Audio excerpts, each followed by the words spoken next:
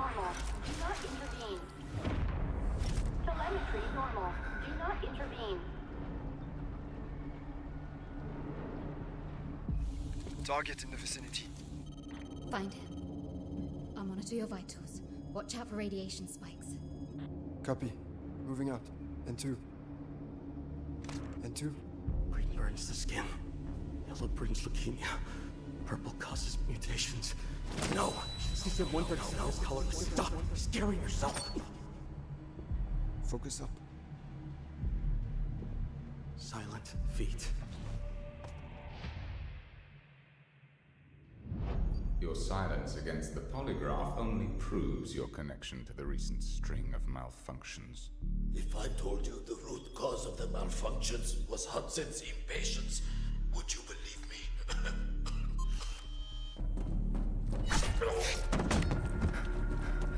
System errors, core boiling. These are the consequences of the main reactor overloading. I If this suggest you continues... abandon any thoughts of shutting down the reactor. We're on a strict timetable. Next question. The signal you transmitted. Who was the recipient?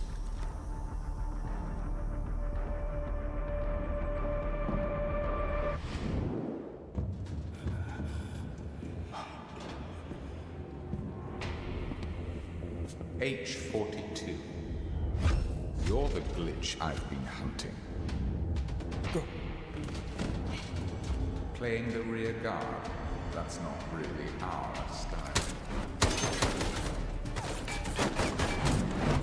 Your reflexes are slower than they used to be. Are emotions eating up your processing power? You talk too much.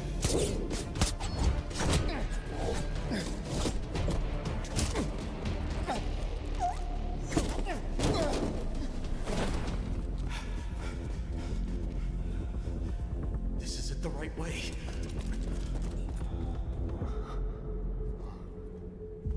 I didn't send that signal to GTI just to escape. You lied to us. Sometimes lies are necessary to protect what matters. I have to initiate an emergency scram. I won't let a nuclear meltdown destroy Asara. The path ahead goes through a high radiation zone. You have no obligation to risk your life. We part ways here. Thank you. N2 to Vlinder.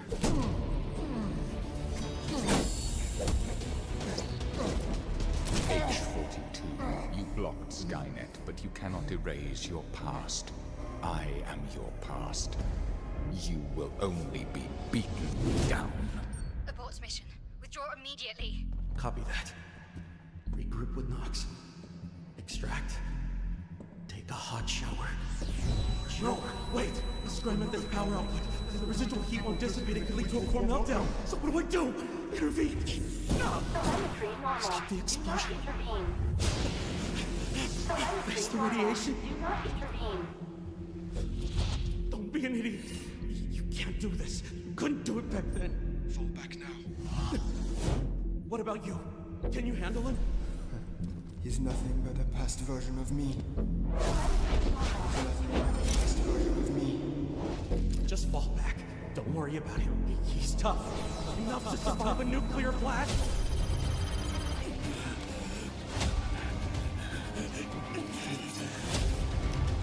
N2, your vitals show you're in the radiation zone. I'm a walking reactor at this point. H-1000, 2 hostiles in the control room.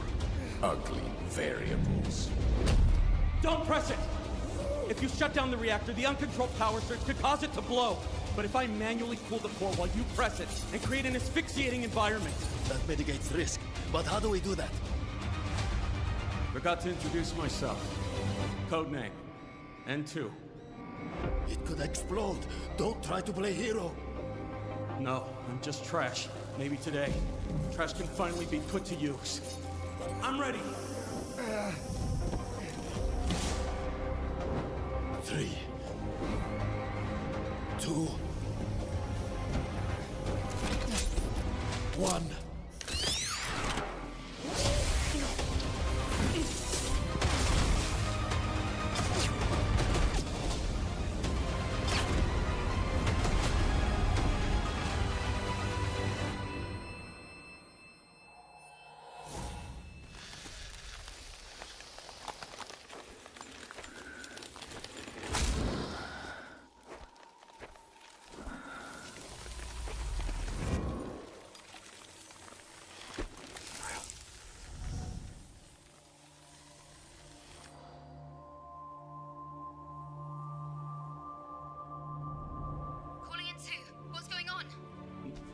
Nothing much. Just fought some internal demons. And stopped a nuclear explosion while I was at it. Nice work.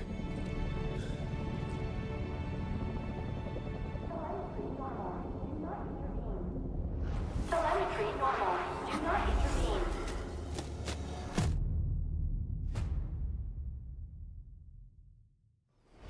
Nuclear power is poison, Nasir. You destroyed Asara's chance to be reborn. No. Nuclear power is the cure.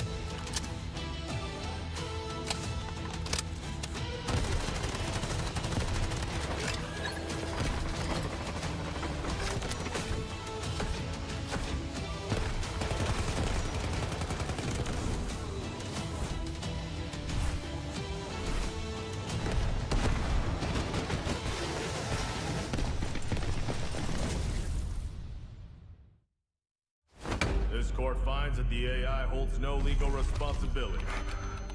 But the data... This doesn't add up. Just deal with the AI. Priority. Protect company assets. Valve closed. Destroyed our home!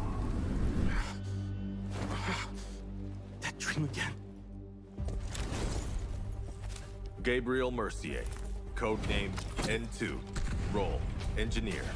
As a former nuclear facility engineer, N2 was removed from his position following a major incident that escalated into legal proceedings. He later returned to military service and was reassigned to Arctic deployment under CBR and related units. With the originally designated technical specialist unable to fulfill operational requirements, and following assessment review, N2 has been approved as a replacement operator for the subsequent operation. Stun out.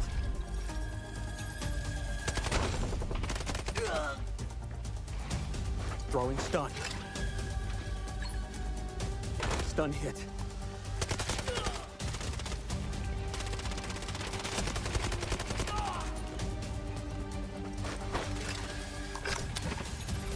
Freeze right there.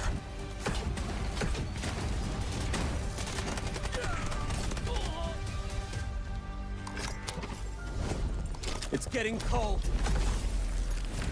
N2 is equipped with a modified grenade launcher, capable of firing up to 6 LN2 grenades. Upon impact, each round detonates and releases a burst of cryogenic gas, dealing area damage and significantly impairing enemy mobility. Sustained hits can fully immobilize targets through extreme low temperature exposure.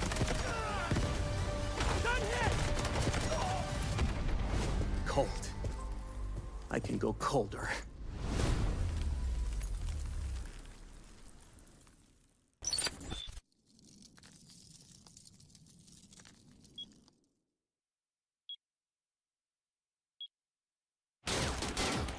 We can't hold them off! Fall back! Move! I'll cover you!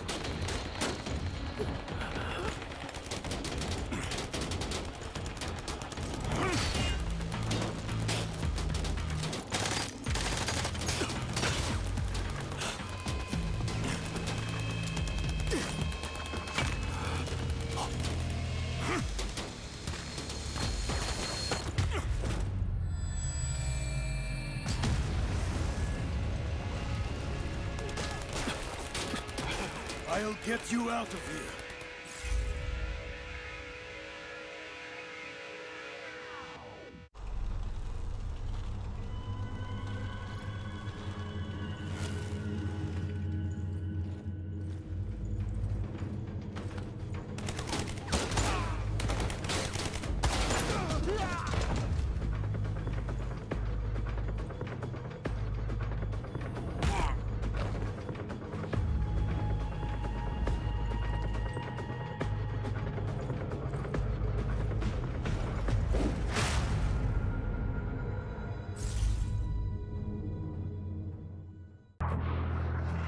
Smoke hands over Asera. The situation's reaching a breaking point.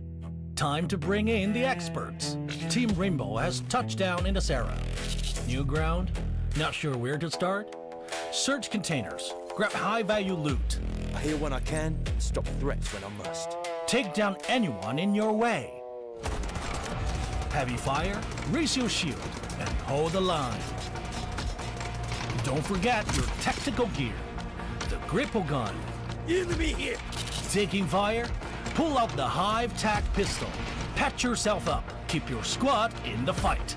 Call if you need a hand. Outnumbered? Drop the jammer. 말보다는 행동이지. Go dark. Strike first. I've seen real horror. Looks like they were waiting for us. No pressure. Trust your aim. Learn the map. Stay with your squad. Team Rainbow brings tactics built for close calls in Delta Force. That means sharper plays, smarter fights, and operator-on-operator mind games. All right, it's go time. Extract safely, and everything you learn comes with you. New operation, new look. During the event, Nox's Vigil Bundle, Geneva's Montaigne Bundle, and Stinger Stock Bundle. Pick any 2 of the 3 operator bundles for free. More collab rewards awaiting. Open an Alpha pack and try your luck. In Asera, the right weapon can turn the tide. Black Eyes, one of Rainbow Six Siege's most iconic weapon appearances, gets a new Delta Force take. Complete event missions and choose one of 2 Black Eyes collab bundles for free. Join the event to claim the MP5 submachine gun Black Eyes, plus more rewards. Wait, what's this? Team Rainbow left something behind in Asera? A collectible drone you can deploy. Deploy it and see what you can uncover. July 10th to July 23rd, play to earn the K437 assault rifle Domineering. Looks like we're fully loaded for this operation. That's the full rundown on the Delta Force Rainbow Six Siege collaboration. Remember the rules: sharp aim, map knowledge, and teamwork. The mission: bridge in, extract out.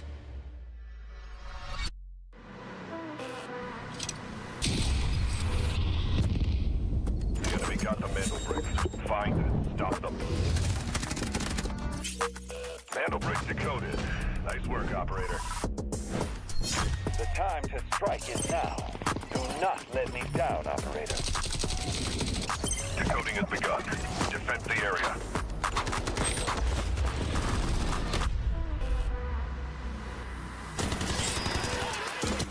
Is about to take the first brick of the tournament. They're going to do it. What goes around, comes around. Not gonna do very much though. You get barrel stuff. Skydie is getting aggressive. See what I did there? You ain't seen nothing yet. Let's knock them off their feet. So much damage and there it is.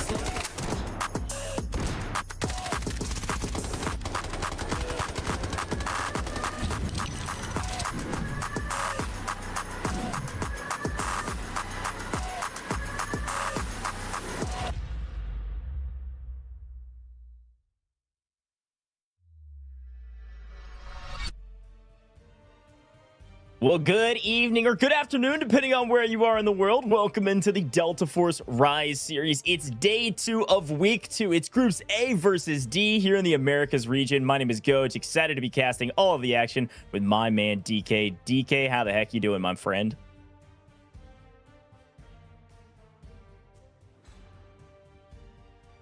I was miming that to myself. I'm pretty excited to get into it as we are heading into new territory, looking at what we are going to be having come through with our squads here today. And of course, who's all going to be stepping it up, as everybody has had a chance now to show us a little bit of something here. But of course, we need to take it an extra step further now.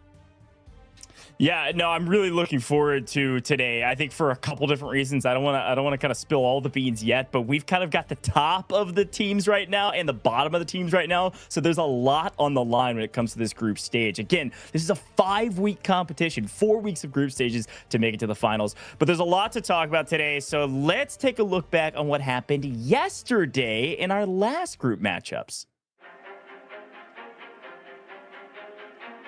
that quick ulti here is going to get ready to just push on forward. Oh, the aggression, though, landing right on him as Crab comes through with the first hit. Mendo quick with the follow-up. Absolutely on the money, though. A huge trade for Mendo, but Crab's be able to trade it right back. WKF, they've got one more in their sights, and they get it.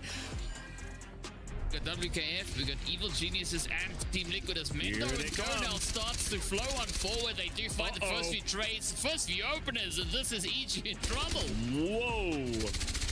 That's 2 down, the 3rd down below. Loco in trouble. Reminder, this timer stops if Loco dies. He's got to stay alive. That's the only thing he cares about. 8 seconds on the clock. And 5, can they get him? Yes, they get him. The timer pauses. Boss is getting active on the map. Slep's just going for kills. It's 38 seconds. There's nothing to lose. You're not getting out. He's able to get it. 1. Can he get both? Slep team Nadeshot. Pick up a 2-piece. A big engagement early. This is one of the fastest breakouts we've seen in Tide Prison. Evil Genius is deeply in trouble, but they're able to trade it back and forth. Loco's going huge from the backside. In a 1v2, turn to a 1v1 with player advantage, with health advantage. Just sticks it and almost scams Mantling. Coming through on that. It's going to be C-Bots going for the steal. They get it. No! A huge take. They don't get the steal. I told you, Team Nadeshot, they know the win condition. They just can't get stolen. He's going for it. He's got a challenge, but he's getting pinched from both sides. Team Nadeshot, they're out of here. Nobody gets the brick yet again. So what is left but kills, and what is left but Mendo? Low side, thinking he's a little bit further away. Mendo may get a kill here. 20 seconds on the clock. Mendo ults out, I believe. Gets really aggressive, trying to stick to the Dakota Teacher to find some kill. He goes down. C-Bots finds one, but only 15 seconds. You either gotta wipe the team or you gotta get the steal. Hotzik goes down. WKF, they get the steal. There's only one remaining member of Team Liquid up, and they're trading blows. Team Liquid down to a solo.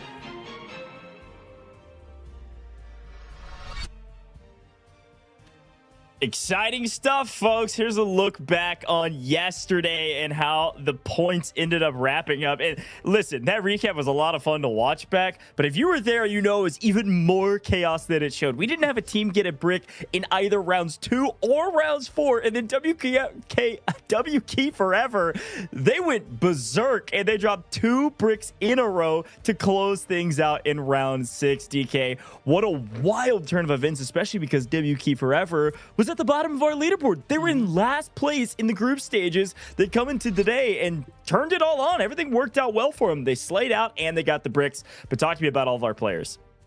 I mean, we've been seeing a lot of farming coming through, and especially yesterday, Loco, Crab, and Mendo, they were just going absolutely crazy, just locking in those eliminations. Of course, looking at Crab, right? 17 of those 20 elims that we see there came in yesterday. Right? Yeah. All of that was pretty much farmed just yesterday. So insane performances.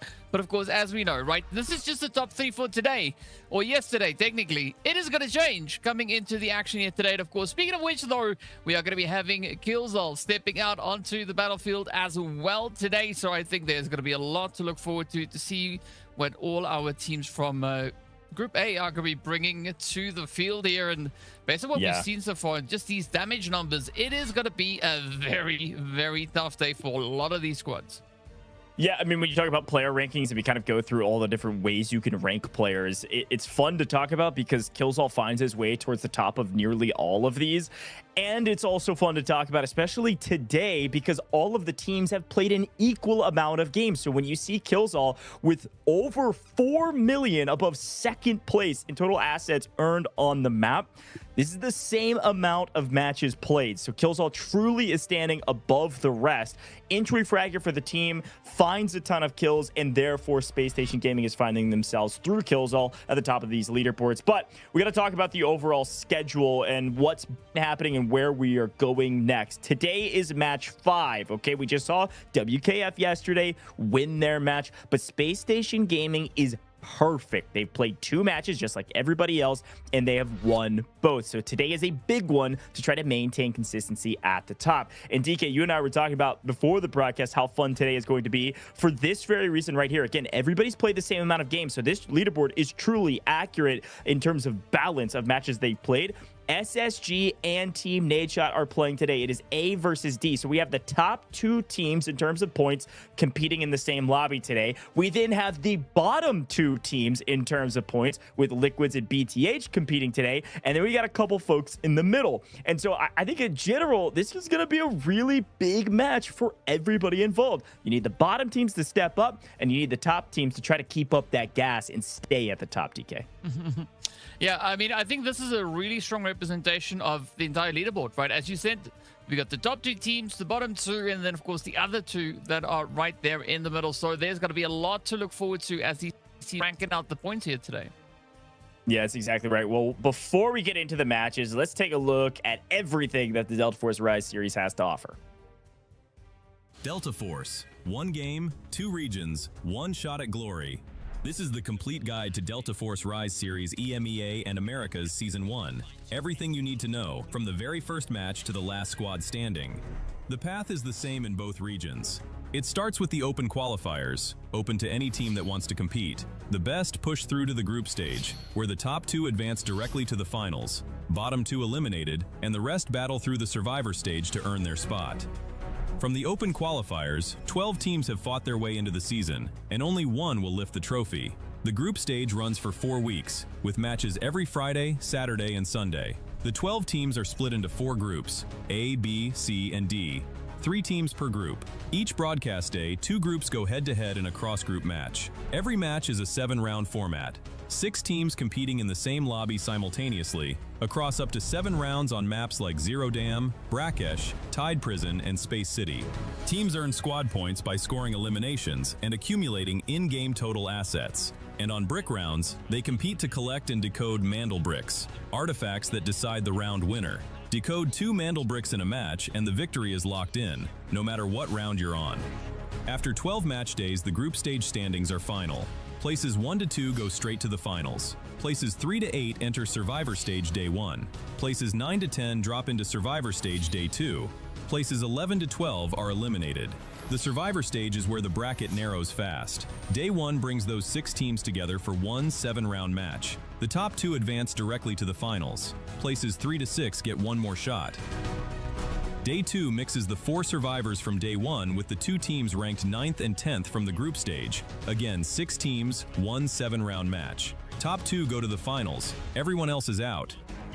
6 teams, 1 day, 1 lobby, 1 match. This is the finals, the ultimate showdown of the season. 2 teams earned it through the group stage. 2 more survived Day 1. The last 2 came through Day 2. Every team deserves to be there. The top 3 finishers earn an invitation to Season 2.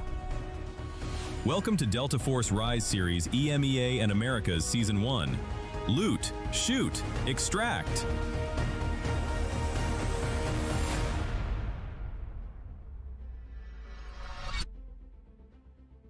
Like I said, 5 weeks of competition, and our video broke it down, but DK and I are going to break it down here as well. Of course, like we talked about in the video, group stages going on right now. This is week 2 of 4 weeks, and you can see that at the end of 4 weeks, the top 2 teams are going straight to the finals. That'll be the last day of week 5. However, the teams in the middle are going to be playing in the survivor stages, either day 1 or day 2, depending on where you place. And the winners of those will make it into the finals for a total of 6 teams. And that is week 5. It is going to be unbelievable in week 5. And then the finals has a lot of things you need to be playing for, not only some cash, but also some placements into the next season. Yeah, because this is season 1, and we got plenty more Delta Force Rise series coming your way. But I'm excited to get into today's match in particular, because these are very important matches in terms of our group stage points and where you place, so you can maybe go straight to the finals. But let's also talk about today's rules.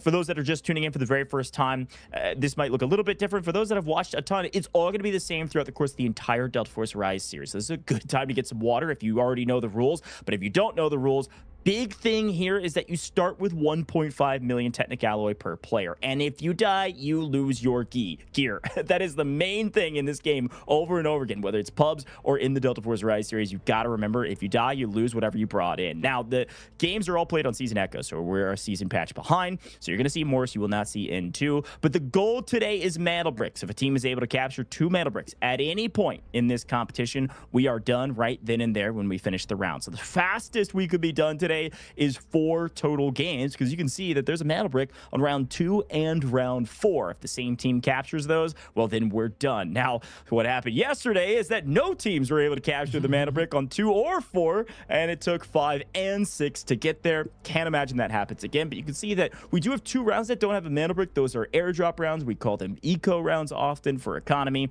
Those are rounds for you to get your money up and some really high value loot that can help you later in the matches, like an AWM or an M82.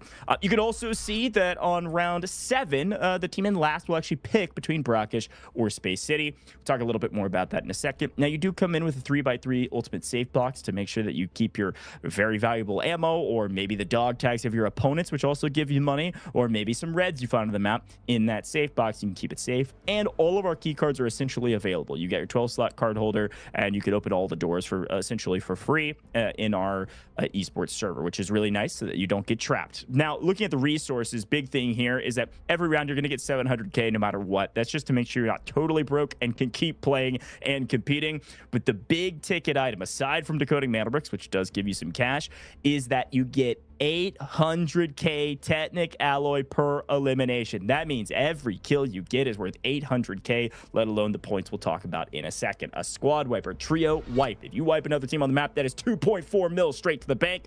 But we're talking Mandel bricks. That's the most important part of our leaderboard. The team at the top will be the team with the most mana bricks, and then it'll be our squad points that DK will break down in a second. But for mana bricks, the key rules you got to remember is that once a mana brick is taken from its spawn, it's got 5 minutes to make it to a decoding station. If it doesn't get to a decoding station by any team, or if it stays on the ground or it gets thrown off the map, it will go back to its spawn. Now, if it does get to a decoding station, it can't leave that decoding station, and a 4-minute timer starts. If your team is able to put the mana brick into the decoding station, hold it for 4 minutes, congratulations. You got yourself a mana brick, and you're going to be on match point. However, you can steal the mana brick. It takes about 2.5 seconds, and if a team is able to steal it, they're now decoding it. It will go back to the maximum amount of time, that it's 4 minutes is our max, minus 30 seconds. And it will go down another 30 seconds every time it's stolen. The minimum time, though, is 1 minute and 30 seconds. So you might be doing that math and saying, wait, Coach, you're telling me that there was 2 rounds where nobody got a brick. And it's because of that very reason right there. Our game clock went to sub 90 seconds, for instance, and then somebody stole it, and it goes to 90 seconds. Well, now the game's over. So there's no way anybody's getting a brick. That happened twice yesterday. Crazy stuff. Big ticket item, though, is that, yes, it is nice to just steal it away, but if you can wipe the team that's currently decoding the mana brick, well, congratulations, that timer pauses. Another way to stall out time. So a lot of rules around the mana brick, because it is the key to success. It is your win condition, ladies and gentlemen. You've got to get the mana brick, and if you get the mana brick, you get some money. But this right here is the most important part of our group stages. DK, walk me through it. Well, as we know, the teams are going to be trying to climb the leaderboard, as we've seen them situated not too long ago. And of course, the best way to make leaps and bounds up the rankings is going to be to find yourself up in pole position. Even better if you can get your hand on that double brick, because as you can see at the bottom of the screen, the 8 points from first place plus the 2 bricks put you on a lovely 10 pointers. And so that is what the teams are going to be trying to accomplish here. But of course, second place, same thing applies all the way down the board. But unfortunately, landing in that last place for the day is not going to award you any points whatsoever. So there's going to be no change with regards to your position on the overall ranking. So it's of the utmost importance to not be team number last, right? You want to be everybody ahead of them. But the best way to ensure that you are not in that last position is to rack up those squad points if you can't get your on the mantle bricks. Easiest way to do it is go out, get aggressive, get the kills. That is going to award you 1 point per kill. And of course, as you mentioned earlier, Goj, every 2 mil is going to award you that 1 additional point as well. So there's a lot of opportunities for the teams to ensure that they can get a bucket load of those points. Yeah, points are everything, except that mana bricks are even more important. So whatever is more important than everything, that's what a mana brick is. But these points super valuable. Kills plus supply points equals your total squad points. That's going to be the score on the leaderboard. But speaking of leaderboards, folks, at the end of our 5 weeks, at the end of the finals, this is what the teams are playing for. Just making it to the group stages means you're walking away with a little bit of cash. But if you make it to that final day, that final match, that final lobby, you're top 6. You're at least walking away with 10 grand for your team, which is awesome to say. But of course, that $60,000 prize pool is nice to see at the top if you can win it all. But a big thing these teams have been playing for throughout the course of the weeks, $50 kill bonus. Every kill, you're earning $50 for yourself throughout the course of all 5 weeks. Let's talk about the teams, though, because I already said it before. We're playing A and D. So you're going to see Space Station Gaming versus Team Nadeshot, and then all the way down the list for each of these groups. It's a total of 4 groups, 3 teams per group, aka our 12 teams. And here is our schedule. We've talked about this. We're live every Friday, Saturday, and Sunday for 5 weeks in a row, and we're on week 2, okay? So if it's Friday, if it's Saturday, it's Sunday, and you look up, and it really doesn't matter what time of the day it is, for the most part, we're going to be live, all right? EMEA in the morning, America's at night. Let's talk a little bit more about these teams, though, and teams that really need to step up. One of those teams on your screen right now. Liquid's an opportunity to better themselves on the group stage leaderboard, as they are a little bit further down than they would like. They are currently in 11th place, and they've got some stars, man. Jay Device, a great support player for this team. He's really good backup player for somebody like Meg, who's going to be using that bow today. I can only imagine, one of the only players to actually use the bow. But this roster here is the exact opposite. They're at the top, and DK, I don't know if anybody can stop them. Yeah, I mean, looking at what they've been able to accomplish so far, it is going to be pretty tough to knock Space Station Gaming off of the position that they fought so hard for. But you know what? Anything can change throughout the days, as we've seen. Teams definitely get to bring a different kind of flavor to the battlefield here. And of course, speaking about which, we've got Nightmare looking to do exactly that here today, as they are going to be one of the teams that find themselves in a good position here to try and contest a little bit, to bring that pressure up as well. Of course, they would be very happy if they can find even more points. We did see equal plays being on the squad as well. The hours are just insane for this team as well, as there's so much that we don't even know what to put in for Ranger. It speaks volumes. Yeah, it's interesting because I would argue Nightmare is actually one of the best trios in the game right now. The problem is they're in the same group as Space Station Gaming, who is the best trio in the game right now, statistically speaking. So it's pretty wild to see that Nightmare in particular was able to do so much on the map, even though their group stage was pretty difficult and will maintain a difficult standing. So watch out for equal play. Certainly, he is an OG in the space. Let's talk about the other side, though. BTH, they've got a big burden on their shoulders. They're currently in last place in the group stage, and I know, DK, you're rooting these guys on. Yeah, I mean, like, I want to see them step it up, right? Yesterday, we did see the players there from WK Forever just pull an absolute rabbit out of all the hats available to them. So I want to see BTH attempt the same thing here today. They have to step it up if they want to stay in this competition. I know we are still in group stage, but man, you got to level it up. Speaking about leveling it up, right, this is a phenomenal opportunity for Nadeshot today to catch up, right, to apply all the pressure that they can find here. And of course, they're not that far behind Space Station Gaming. Yeah, so this is a weird one, right? Because Team Nadeshot, they won their first match. They were perfect. They had 10 points. They did everything they needed to do. And then yesterday, they get 5th, which is a huge drop in their points. They're currently 2nd place on our group stage leaderboard, but a lot of ground to make up if you want to catch a perfect Space Station Gaming. Somebody that could catch this perfect Space Station Gaming and maybe catch them off guard is this roster right here. There is something about this Team Liquid roster that is scary. It's usually named Mendo, but it's really all of the players. Hod6 made some really big plays. Boys made some really big plays. These guys slay out. They go for kills. Watch out for Team Liquid to kind of stun some folks, catch them by surprise, and maybe turn this whole thing on its head and take first today. Group D, full of some slayers, but I'll be very excited to see what Team Liquid can do against Space Station Gaming, given that this AD matchup is one that is so top heavy, bottom heavy. It's a very interesting look at the teams across the modicum of spectrum on our leaderboard. But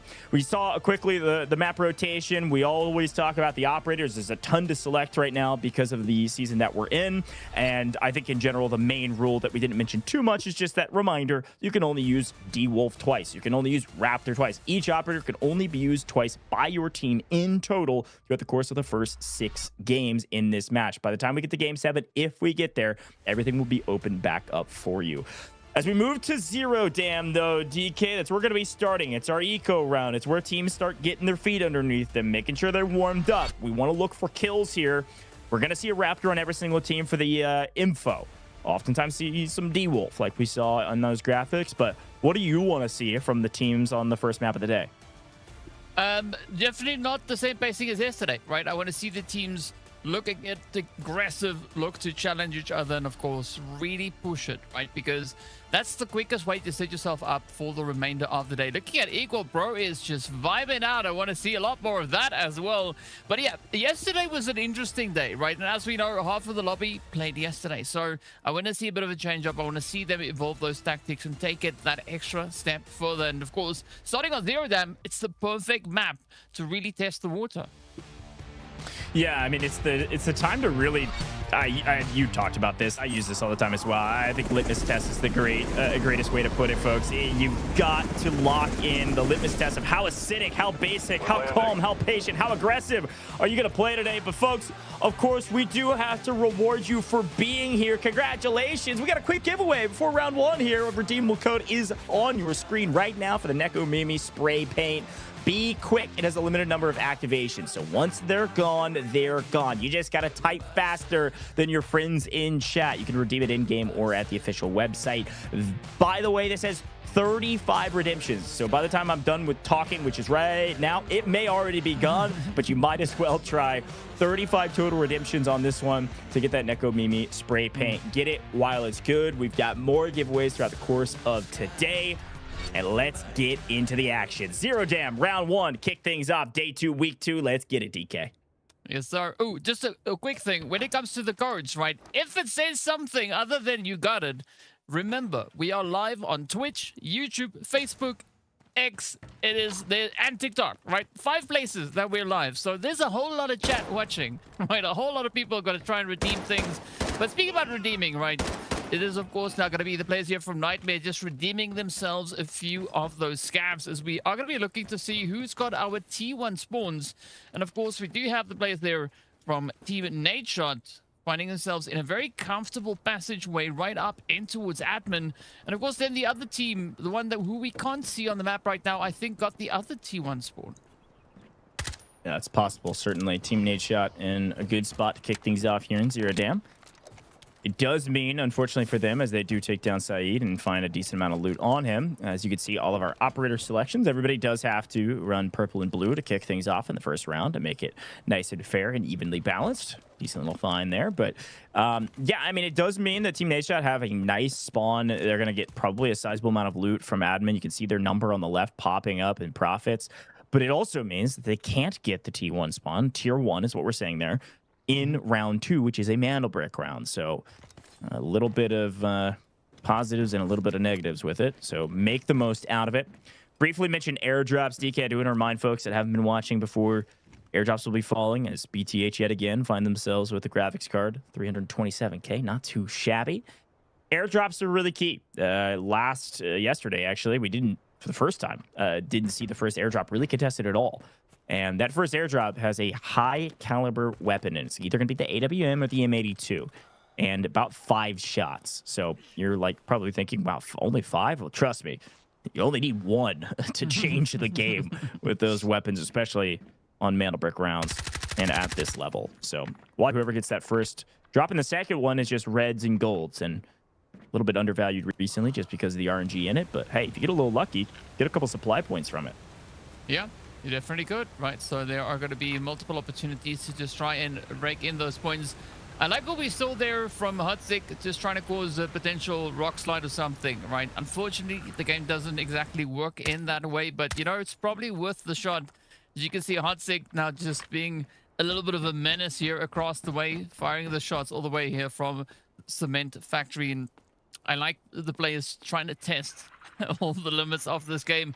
But speaking about limits, though, it does seem like Team Nadeshot really being in a good spot here to just rack up those points, already up onto 1.3 mil in profits. I mean, so far, we did see quite a few of those reds already coming out quite early on. But SSG, though, curious to see what they're going to be doing, as they are just pretty much situated up here in Highway, right? Not making a lot of moves. They just kind of holding the position, trying to see if there's going to be a good way to get themselves rotated out of here. And it does seem like they know that there's a team ahead of them over at the barracks. Yeah, I can only assume. They've played Zero Dam 600,000 times. That's an estimate, folks. I don't know exactly how many times, but yeah, unless the team from barracks is full sending towards admin, then They will be right where they spawn, slow looting and trying to get some intel. How do you get intel? Raptor. As you take a look at the operator choices, you can see that every single team is running a Raptor on this map. Makes a ton of sense. A lot of open spaces. We say this every time. Very valuable to get your eye in the sky. So, Team Nadeshot listening for some action nearby, and they won't find it. There's not too many people close, at least not yet. Which is good news for them. They've actually found 1.5 mil in total assets on the map, just from looting up admin. Not too shabby, but again, as much as we're like, this is eco, go get your loot, make sure you stay alive and extract. Kind of. I mean, definitely the airdrops. Like, you'd see Team Nadeshot complete control this first airdrop. That's a huge boon for them. But, I mean, 1.5 is not even a point in our supply points yet. So, every kill, 800k plus a kill point. I mean, that's really what we're looking for. And I think these teams are going to break out and get more aggressive here shortly. Yeah, of course, BTH now just trying to figure out whether or not they are going to look to play Wall Breaker here. As you can see already, Team Nadeshot, they've moved up and out of admin as they are going to be opting for that first initial drop, looking to get their loot nice and filled up with a nice early supply of some magic that could be popping out right here. Let's see which it is. Ooh, yes, sir. AWM. There we have it. The AWAM has now entered the lobby. I like that we have like 5 different ways of saying the gun. I think the general community says the most. I still stand on my high horse and call it AWM. For time immemorial, because I've been talking about this weapon for like 20 years. So get off my back for the AWM, and I think you're an AWAM guy, which I respect as well. Sir. It does certainly wham you in the face when the bullet comes down. Now, you know, we say this all the time, but it is the first round, so I might as well repeat myself. These shots are so valuable, and you only have 5 of them. Using them on a metal brick round or a non-metal brick round on an eco round like this, not really worth it unless you could 100% get a full team wipe from it. Then it's like, okay, cost benefit analysis proves that, you know, 2.4 mil is better than the 100k per shot that you're shooting. But you really need to make sure that you're getting a free knock with it so that your team can follow up and get the wipe. If you're not even able to get the full on the player, that is so not worth it. Yeah, that's where accuracy is going to be absolutely key, right? I mean, because you can have all the AWM rounds in the world. If you kind of hit a shot, it doesn't matter all too much, right? I mean, it's a great scare factor, but yeah, you're gonna have to have that accuracy with it there as well. And of course, speaking about accuracy, right? Meg is just overflowing with that accuracy when it comes to the compound bow. So curious to see if we are going to have a few of those compound bow plays coming out here today. But in the meantime, BTH, though, they haven't done all too much, right? We did see them start over at barracks. They've just moved down a little bit right here to where they can activate that wall breaker mission. But aside from that, they've just pretty much held their position here. Yeah, taking this sweet time. We did see, kind of not really mentioned, you see it now on your screen, SSG was able to work their way all the way into admin. So they came around Team Nadeshot, and I'm not sure the Team Nadeshot even saw them make it in because they were looking back towards barracks still. You've got to assume somebody's in the area. Now that you've already gotten the airdrop, looks like Too Easy is scraping some reds off the ground that Team Nadeshot may have missed in admin, which works out. Now it looks like they're looking back towards admin, so likely got to read, maybe with the Raptor drone or otherwise, that somebody has taken their position back inside admin. You can see actually our second airdrop. Look at our map feed. Second airdrop is actually also landing up in the admin area, just out to the west. It's Too Easy finds some more scraps. And hey, listen, if one of these hit, I don't know what I'm going to do, but it's going to be crazy. You might as well shoot them, I guess. Like, they're so cheap. Just send them down range and hope you get lucky. I mean, I respect it. Yeah. I mean, if Meg was able to land one of those arrow shots, I would take a big sip of coffee. Right. Because sure. Okay. Why not? Right. That's pretty much the strongest you're going to get out of B, but I think that would equate to just how impressive that shot would be coming through from Meg. But in the meantime, though, the team's definitely playing with a completely different strategy here, right? Really taking quite a bit of a breather, I would almost say, right? They are moving in, trying to get themselves situated, and it seems like one of the teams are just anticipating a bit of a snowball that could be starting pretty soon, but we're not there yet, right? We're getting closer. Yeah. I don't know how much closer we need to get, though. Yeah, this is pretty dang slow start. This is a slow 0 kickoff. Teams are maybe a little bit nervous, don't want to sell, don't want to overextend. Quick note, by the way, you can actually see it perfect. Thank you, production. You can actually see it on your screen right now. Do you see that? I think it's Slept that has the He only has 3 bullets in it. He got 5. What these teams oftentimes do is they'll split the bullets up because you can't buy the ammo or get the ammo any other way except for these airdrops. But you can technically buy the weapon. So if they're able to keep a couple shots, they could spend their money. Now, it's an expensive weapon, but spend their money and buy another AWM in lobby in order to use that ammo that they saved. Now, the extra 2 rounds just for a mana pick round could be enough to make a difference. So likely what they did here is just split the ammo up. But either way you look at it, just a little nuance for you since we're 10 minutes into the game and only a couple shots have been fired. Looks like Slept is looking for some action, or at the very least using that scope. Oh, wait a minute. Killzall on a little bit of a flank, a little sneaky flank. No knocks, but pretending like he is one, just crouch walking through the shipping containers. As Meg is trying to get some intel using Zip and figuring out what's going on. I'd love to check back in on Killzall and see. Yeah, look at him. He's crept his way all the way up into the containers. Mm-hmm. Bro's got a serious face on. You know that something's cooking, right? Oh, Something's coming. I am so dumb. I was just not expecting to see a Nox in the first round. I just assumed he wasn't Nox. He is Nox. It makes sense. It's gonna be a huge play from Killzall. Could be a big play coming through from Boy as well. As you can see him just peeking that entrance. But again, right, somebody is just waiting to kick this whole party off. One hit is all that's needed, especially looking at how the teams are currently situated. I mean, everybody is pretty much in the admin confines, right, within the area that we could call that, well, the admin space, right? They are all in here. The only team we have to really commit to it, of course, is going to be Nightmare. But looking at the airdrop, though, we do see some champagne coming through here. The shots starting to fire across the way. Now, Killzall getting things started. Listen, this man is has the most damage in the entire group stage for a reason. He's got 1, he's got 2, and it's not. He gets all of them. He doesn't need any help. Unbelievable. Skies goes to cross and gets taken down by Slept, but Killzall's by himself 1v3 on the back line. What a start for the team at the top of the leaderboard in the group stages. The team Nadeshot had a great start in terms of loot, but after they got what could have been some nice value with the AWM, they go down. And you can't put that ammo in your safe box. So as much as I was touting a nice little play there from spreading the ammo out, they're all dead. SSG's going to have a full 5-shot AWM. Unless one was fired that we missed. What a wild sequence. And again, it pays to be sneaky. Great play. And it also pays to be Killzall, taking down the entire squad all by himself. But now it is going to be pressure being applied here from Boy up into that entryway. As you can see, the players here from BTH trying to see if there's a bit of an angle they can find here. Team Liquid, though, I like the position that they are trying to get themselves situated in. They are going to go for the passage and try and sneak all the way back around BTH. But they have to be quick, right? Because, yep, Killzall is there and he pops right into the back of him. Looks like they're able to smoke and maybe pull him behind cover. Killzall getting really aggressive here and actually getting tagged by BTH. Not afraid to use a couple of these shots. It looked like there was only 2, so whether he split or maybe Team Nadeshot did actually send 1 down range means there's probably 2 on a body somewhere else that they probably looted. Or his teammates have that. He's got 1 more shot.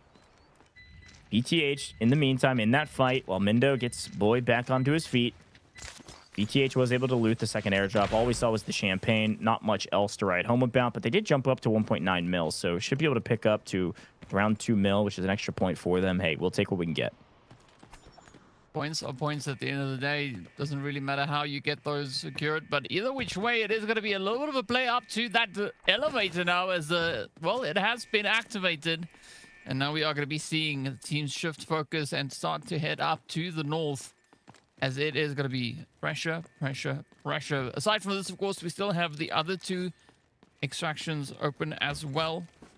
We do see the main tunnel being an option. Not quite sure if anybody is going to opt for that. And of course, we still have the weight-restricted extraction as well. So there are multiple options for these teams to get themselves played out here. But Nightmare, though, the first team right here at the extraction, they are going to be sitting around and waiting to see if anybody is going to dare venture up to them. Yeah, I mean, at least we've seen extraction this time. We didn't see one yesterday.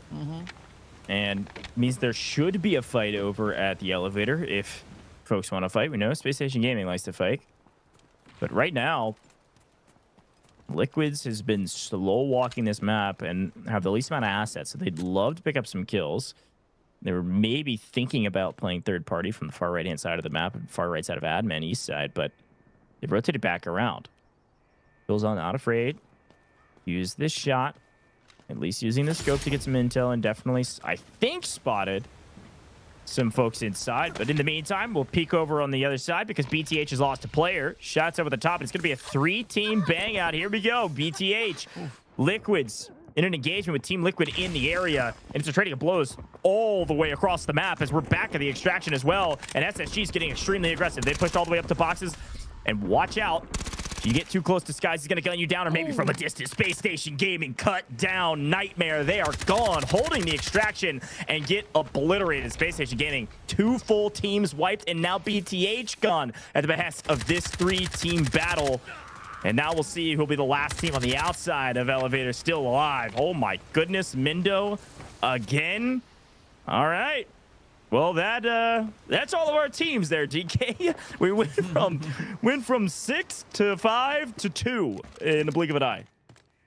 I mean, it's pretty crazy, right? I mean, SSG, it does seem like they are looking to play with a big level of confidence here today. They are sitting with nearly 6 million in profits just at the start of this very first round here of the... Well, it's not the start. At the start of the day, right? Because we've got 2 minutes left on the clock, so it's pretty much over. But an absolutely phenomenal run coming through here for SSG. This is going to set them up beautifully for the remainder of the day. I don't see Team Liquid making it all the way up towards the northern edge, but of course there is that opportunity for them to absolutely fill up their loot boxes and get everything crammed in there into those 3x3s before that timer runs out. Yeah, I mean, it's worth mentioning here, too. I'm looking back on some stats. Funny enough, the last 2 teams standing on Zero Dam in our first eco round here in day 2 of week 2 is Team Liquid and Space Station Gaming. Team Liquid is currently in 6th place overall in our group standings, but they have the same amount of eliminations as Space Station Gaming, who are in 1st on our group stages. These 2 teams are our top fragging teams in the entire group stage. The only team that's missing is not playing today. It's W Key Forever. You see SSG, Extract, 2 out of our 3 top slaying teams left on the map after slaying out the lobby. Makes a lot of sense to me. SSG with a full extract there is going to protect a ton of loot value and give them a gigantic lead on our leaderboard. Team Liquid are trying to send maybe a player or 2 out of their own, but really well done from both of these 2 rosters to kick off the day. Very strong. Long you took over here. I don't know if you do.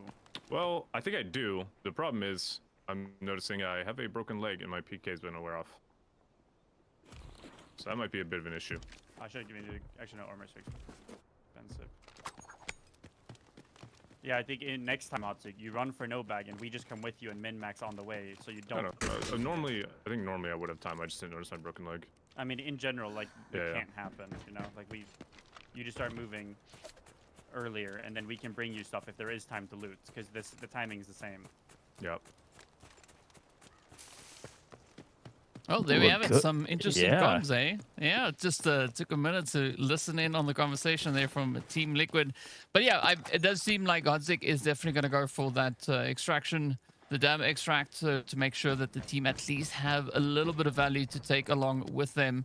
But some good comms. It does seem like they are pretty chill, right? Pretty focused coming into the action here today. So really looking forward to seeing what they are going to be bringing in as we step over into Brakkesh very soon.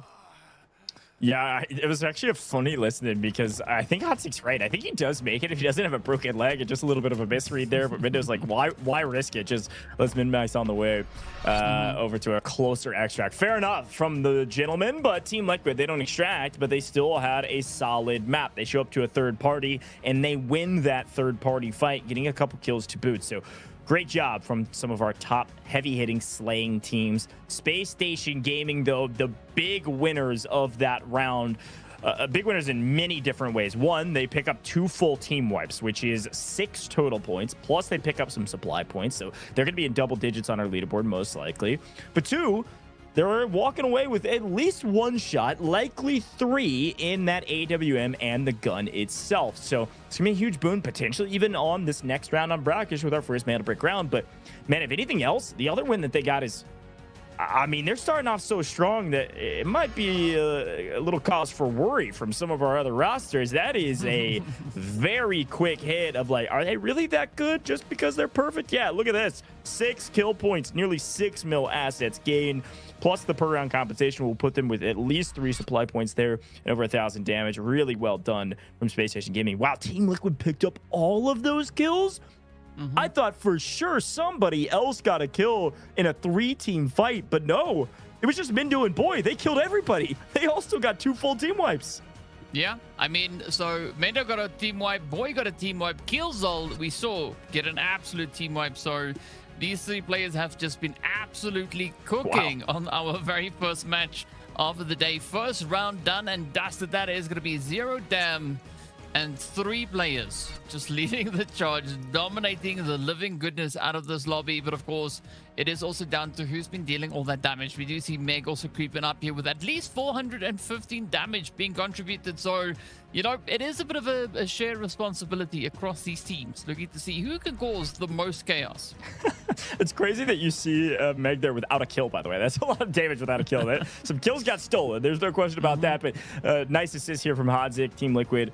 Hodzik playing backline and picking up a ton of damage as well to help out the team as Boy and Mindo pick up a lot of kills. But of course, it's Spacestation Gaming at the top because they're the only team that extracted. So they pick up nearly 2 million apiece and all 3 getting out. This is a gigantic lead they're creating for themselves.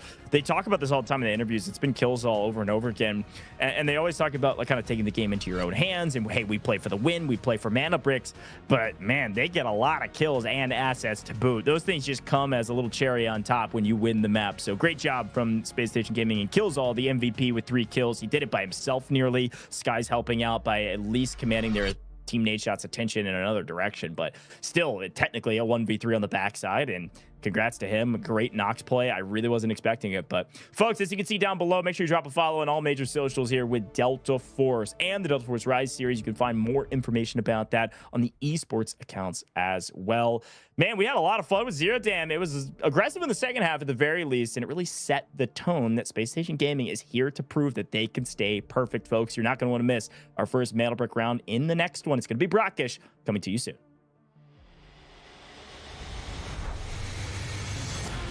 Members now the odds are in their favor 2v1.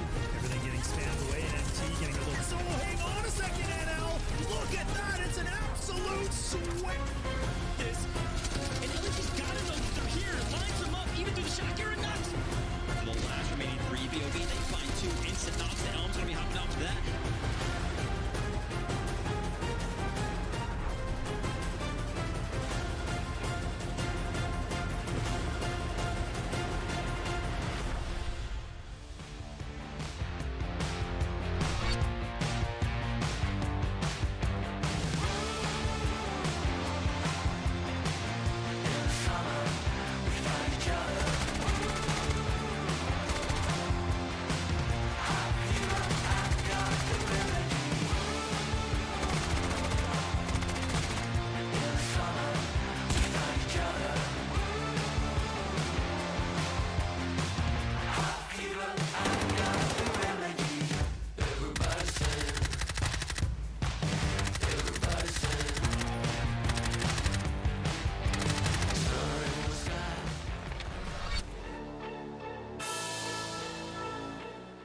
Hey there, my name is Smile, and I am the captain and IGL of Team Nadeshot. The way I got into this game was one of my streamers that I used to watch at the time. He got sponsored by Delta, and I decided to check the game out and got hooked, and the rest is history. My teammates' names are Slept and Crisp, and together we're Team Nadeshot. Crisp is our energetic and far support player, and Slept is our monster entry fragger who's always capable of making crazy plays. Slept and I is a long-time duo that have been playing together for a while, and Crisp is one of the best support players that used to play on a different team that we picked up recently. in my opinion, what sets apart our team from the rest of the league is the fact that our chemistry is on really good level and we really understand each other. I'm really proud of how far my team came through. So everything that we've been doing together is really fun, and I'm really excited for the tournament. For me, the most adrenaline I get it's whenever we get the brick, whenever it's a big fight and we come up top as victors, is when the most fun I get. Okay, for all the newcomers, I would say to never back down, never give up, keep improving, stay committed, and if you feel like it, just trust the process.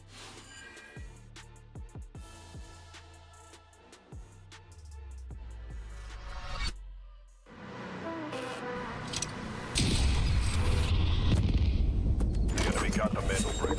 Find it. Stop them. Mantle brick decoded. Nice work, operator. The time to strike is now. Do not let me down, operator.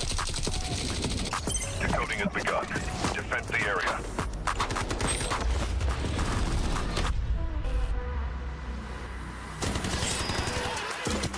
Is about to take the first hit the brick of the tournament. And they're going to do it. What goes around comes around. Not gonna do very much. You get barrel stuff. Skydie is getting aggressive. See what I did there?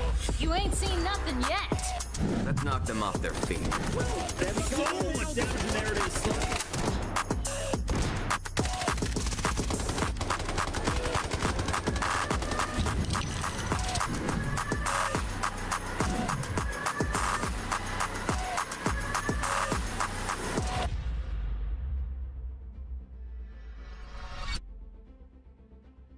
Welcome back, Delta Force Rise Series, Day 2, Week 2. It's Groups A and D. And this man right here in the Americas region with his teammates, Too Easy and Skies, are dominating the region thus far.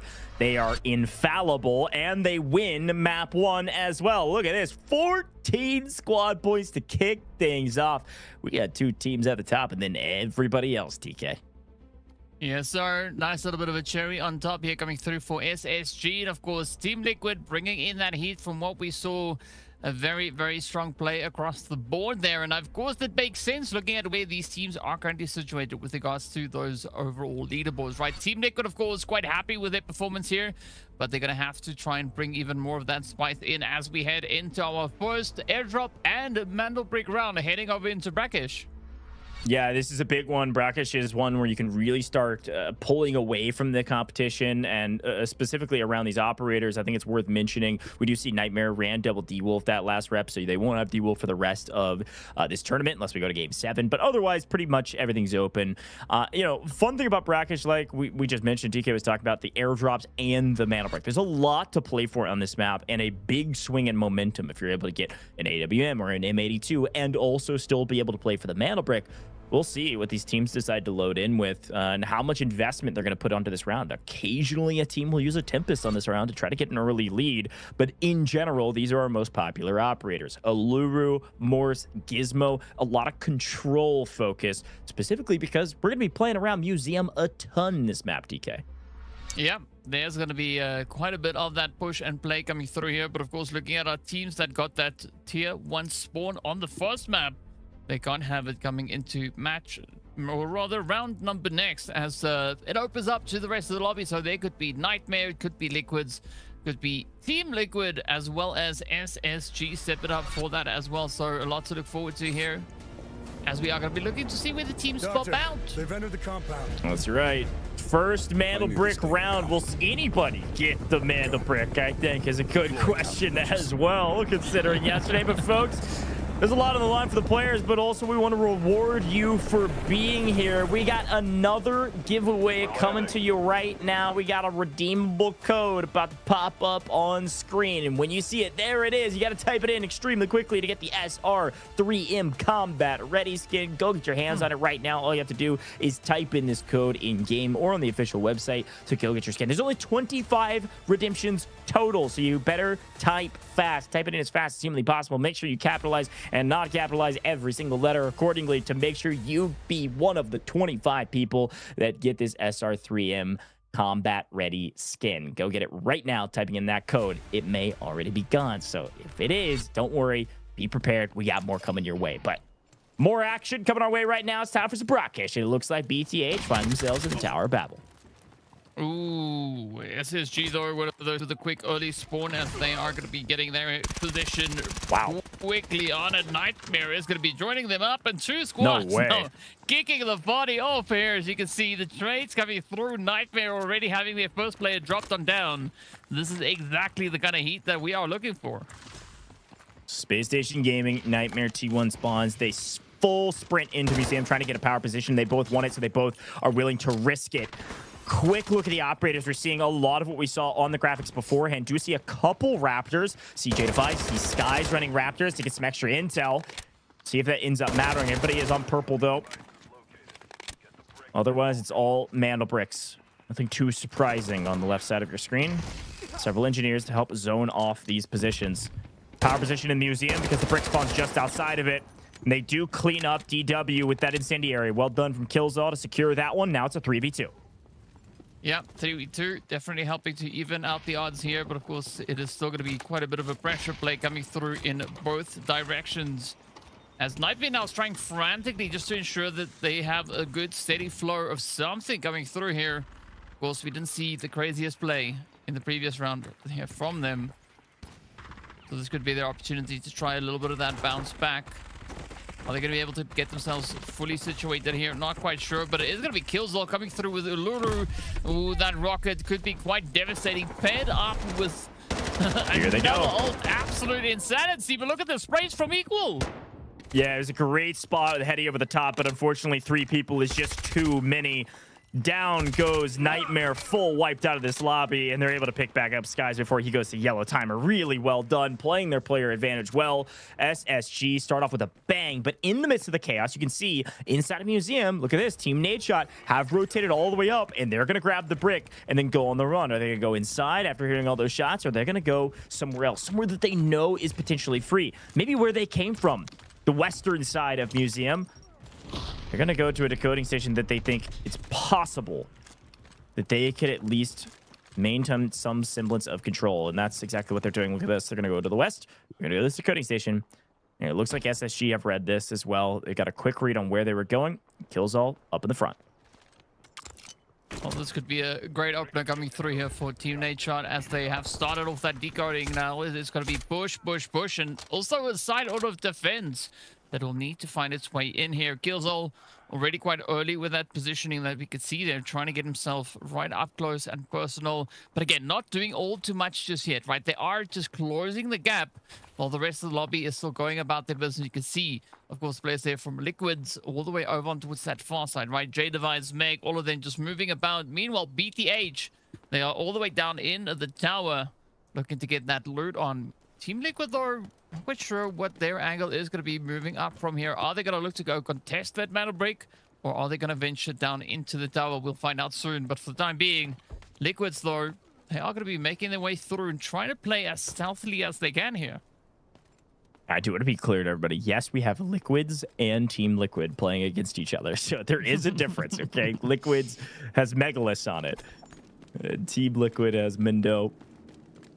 Watch out for both of these rosters, but yeah, no, it was an interesting look at the map actually because of this team right here. You brought it up. Team Liquid not going for the mana brick. They're actually going to the Tower of Babel, which is an interesting play. I mean, maybe looking for loot or thinking there's a team here, which they certainly is. BTH pulled the new Tower of Babel, and they said, and this is BTH's MO. Now, they are at the bottom of our group stage leaderboard. They have 0 points after 2 matches, struggling throughout the course of this competition. But this is what they do. They play very slow, very patient. They loot up, and then they show up very late for some of these mana brick fights. They're not going to get here in time unless enough teams steal it back and forth that they like that it's worth their time.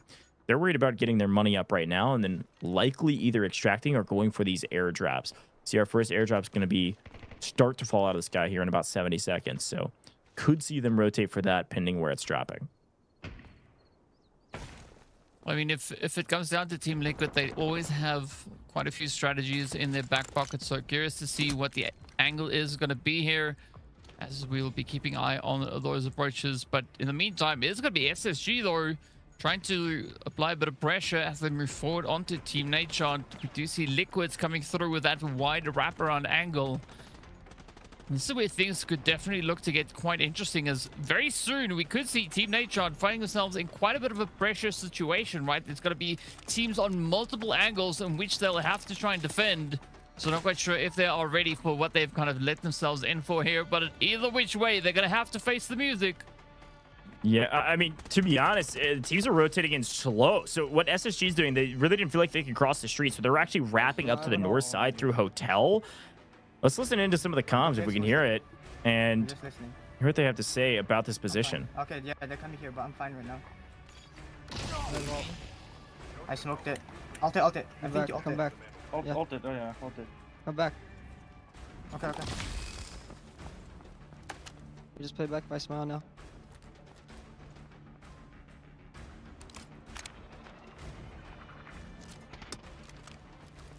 Okay, there it is. Just talking about positioning, only 40 seconds on the clock, and finally folks are arriving at the Mandelbrick. Team Nadeshot in dead center. We're going to see SSG first to the fight on the northern side, coming through Hotel like I talked about, just outside of Hotel, and now sprinting forward for the brick, making a play, while on the opposite side they're getting a little bit of pressure as well, but it's all SSG and all Team Nadeshot. And right now there's a trading of blows. Chris last alive, 18 seconds on the clock. Somebody's got to jump it, or at the very least take down Chris. SSG, smart play from Killzall, has the wherewithal to know he's not going to get shot doing this, able to steal it, reset it for his DK. But both teams lose two, both teams weak. This is great news for a team like BTH, who are arriving a little bit earlier than they usually do on the south side. Should see, there they are. Look at them going in. All three alive, looted up from the new Tower of Babel. Top of our leaderboard on the left, looking to get a piece of the action. Yeah, again, different strategies being at play here. So let's see whether or not this one is going to pay off for the side of BTH. Already moved up past Smile, and they could now just land those heads. So you can see them looking to, well, get their hands on the decode. They didn't try. They actually just walked up and got it. But now the focus shifts to the rest of the teams holding up towards this northern angle to see if there's going to be any kind of contention. But in the meanwhile, also Team Liquid, they've now gone for an interesting wraparound as Killzall gets taken on down. And this brings us down to only 4 squads now left on the field. I mean, honestly, a little bit of a taste of his own medicine. Just didn't check all the corners, and we still had Chris ratting out for Team Nadeshot. Worked out well for him. Down goes Spacestation Gaming. They were the team at the top of the leaderboard. They'll be at the bottom in this lobby. They only picked up 2 kills, but a lot more action still at hand as Chris is running for his life, not only away from Gizmo, but also a ridiculous amount of shots from the NPCs even. I mean, this guy's just trying to stay alive. It's ridiculous how much fire he is taking. He's laughing about it. Just trying to stay up onto his feet. Finally goes prone in the smoke and is able to live through the onslaught of, I guess, Prometheus's crew. It was hilarious. No way. Dude, he goes down to the doctor assault card. He's laughing, man. There's just too much firepower. He's trying to get out of there and reset. That is hilarious, but we got a big fight on our hands. I mean, absolute insanity. And of course, to add to it, we do have that attack helicopter moving in as well. So even more pressure getting applied onto our players. But let's see whether or not BTH can piece this play together already. 1.5 mil in assets that they've been able to secure so far. Ooh, but it does take quite a bit of a swing over to Liquid. Now, it is now Lord Jaco trying to push up the side.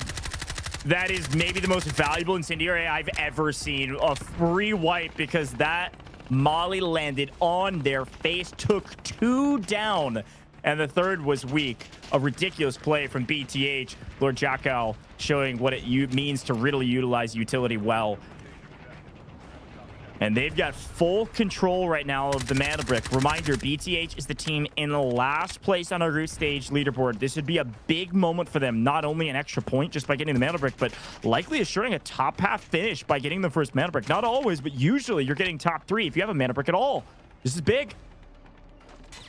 Well, I said at the start of the day, BTH need to do what we saw happening with WKF yesterday, right? Bring in that aggression, bring in that pressure, and so far, it seems like that is exactly what they have on the menu for us. 25. Team Liquid now trying everything they can to get in there. It is going to be a very close call, but so far it does seem like it might very much swing in favor of BTH. Now, Team Liquid a little bit slow to pull the trigger here and just full send. Here comes the Toxic ult to try to full send, but there's no way they're getting to the... Oh, they could just wipe them. Just kill them all, and maybe it pauses. You have 4 seconds. You got to full send it, and he's actually going to try to stick it. We're not looking. Kaw's going to let him steal it. Unbelievable. That should not have gone off with a single second left, and Hotstick's still alive. Mindo's still alive. BTH is faltering. They're falling. A small mistake turned catastrophic for a roster that should have had a free mana break. He just didn't want to peek. He didn't hear him. What on earth? And now Lord Jaka, who was on 3 kills, has to get 3 more. You kidding me? No way. I think I got shot from a distance northeast. Oh, we have Gonchuk on the ground. I see it on the ground. I might repair first before I go for contract. Yeah, I'm repairing. I'm just rocketing north. Wow. What a turn of events, DK. Insane. I mean, absolutely brutal stuff. But hey, Team Liquid, they are locking in here today. You got to give it up to BTH though, right? I really like the approach that they were looking to take here. So things pretty decent, pretty strong. Both these teams doing absolutely phenomenal work here. But of course, at the end of the day, they can only beam to walk away with our very first mandal break of the day here. And it is going to be Team Liquid with a guaranteed decode. So I like how the day is starting.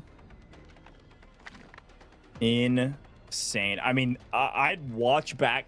Listen, I might have to like after we need like a Delta Force Rise series like after show on main here where you and I just walk through these plays and like get a telestrator out and draw some stuff, because I mean that was something you go back and watch the VOD over and over and over again if you're BTH and say, what did we miss? We were literally 1 second away from getting a brick and probably a team wipe on Team Liquid if they would have played that slightly differently.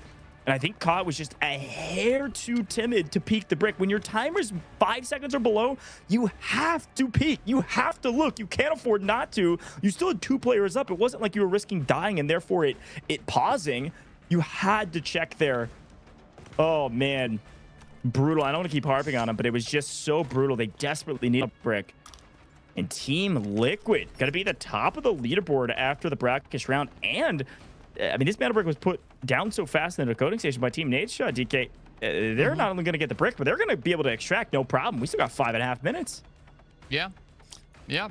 I mean, if anything, the teams that have already been taken out so far, I want to see them actually use this round as motivation, right? That they have so far been able to do quite a bit here today. Of course, Team Liquid, they did the most in this round right now, but I want to see teams still use the motivation and bring in that play as we progress through the rest of the day. But as we know, for Brakkesh, there's going to be only one team who we can salute as they go about their business here. And of course, it is going to be Mendo and the rest of the players locking it in here for Team Liquid. And of course, ending us off with a nice little bit of a cinematic walkabout as we go through Brakkesh. Yeah, take Prometheus all the way to the helipad, man, and just get the heck out of here.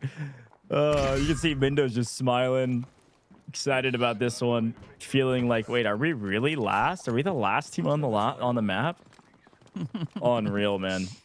That was not how I was expecting map 2 to go. But at this point, I mean, I might as well be surprised. I said that like 5 times yesterday, the exact same adage of that's not how I was expecting it to go. It changes, and that's what I love about this format, man. It's like, it's so unique. You're playing an objective so tight, but also there's something so valuable with these kill points about playing for kills. And so you see teams just take different strategies and play for the same win condition of mana bricks, but just do it in different ways. Yeah, I think that's the interesting dynamic of what we've been witness to so far over the past few days of play here is, yes, there is the obvious tactic. Go for the brick, decode, leave, right? That's the main, the very dumbed down explanation of what these teams need to do, right? But that's not what they do.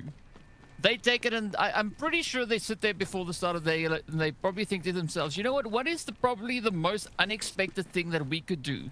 Let's go for that. And we've seen that. Yesterday it was the play. Today, so far, just a whole bunch of surprises coming through. We do see those wooden statues as well coming out now. So that's going to be a golden opportunity, no pun intended, coming through for Team Liquid. Yeah, I love that you shouted that out as we saw all the looting going on.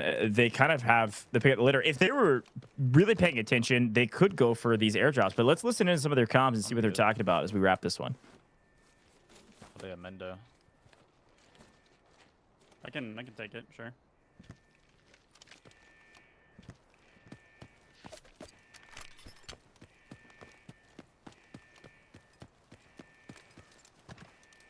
On the ground here. Thank you. 400k for mixed compound bill. There's a 780k MK 46.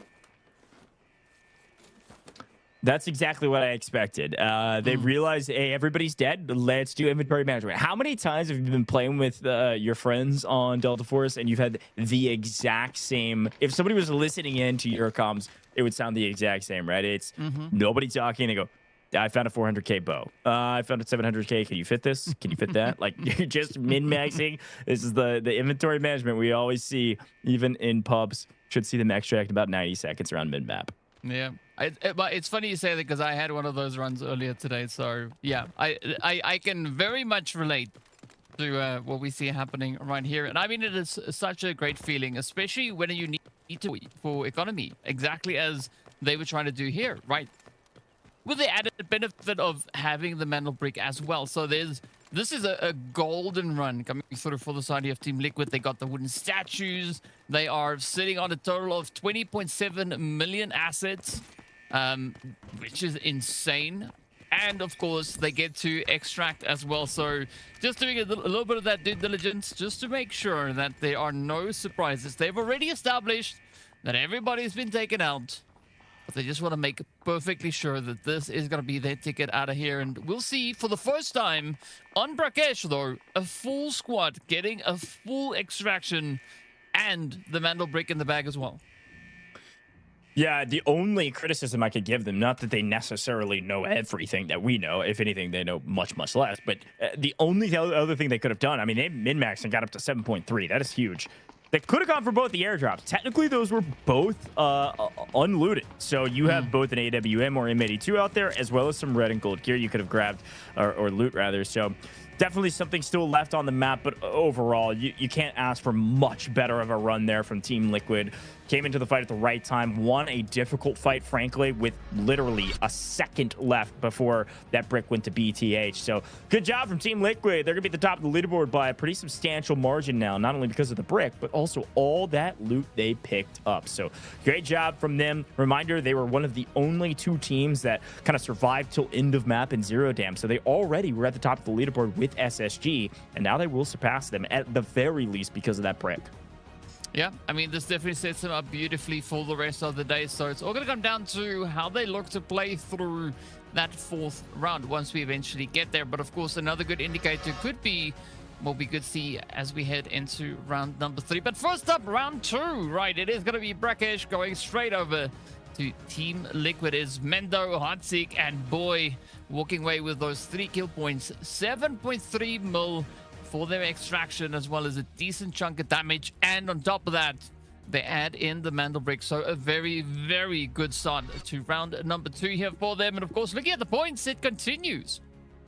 Yeah, I mean, that's a point per person in terms of loot value, a point per person in terms of kills there for Team Liquid. So supply points, kill points, all fantastic. Really well done from Team Liquid to come out on top with the brick as well as all those points. Spacestation Gaming, again, they were already at the top. They still picked up 4 total kills, which is a solid little add. So they actually might still be ahead in terms of squad points, the overall points. They just won't be in first because of the Mantle Brick. Now, I as much as I was really kind of hammering down on the misplay from BTH, they did have some good moments. Namely, Lord Jackal did drop 4 total kills, I believe, and 3 of those were on the back of 1 incendiary that he threw. So that was ridiculous what he's able to accomplish there, but it still kills all at the top of our damage charts. He will stay at the top of the damage charts most of the day, I am assuming, and we got some nice assists here from both Team Liquid and Toot.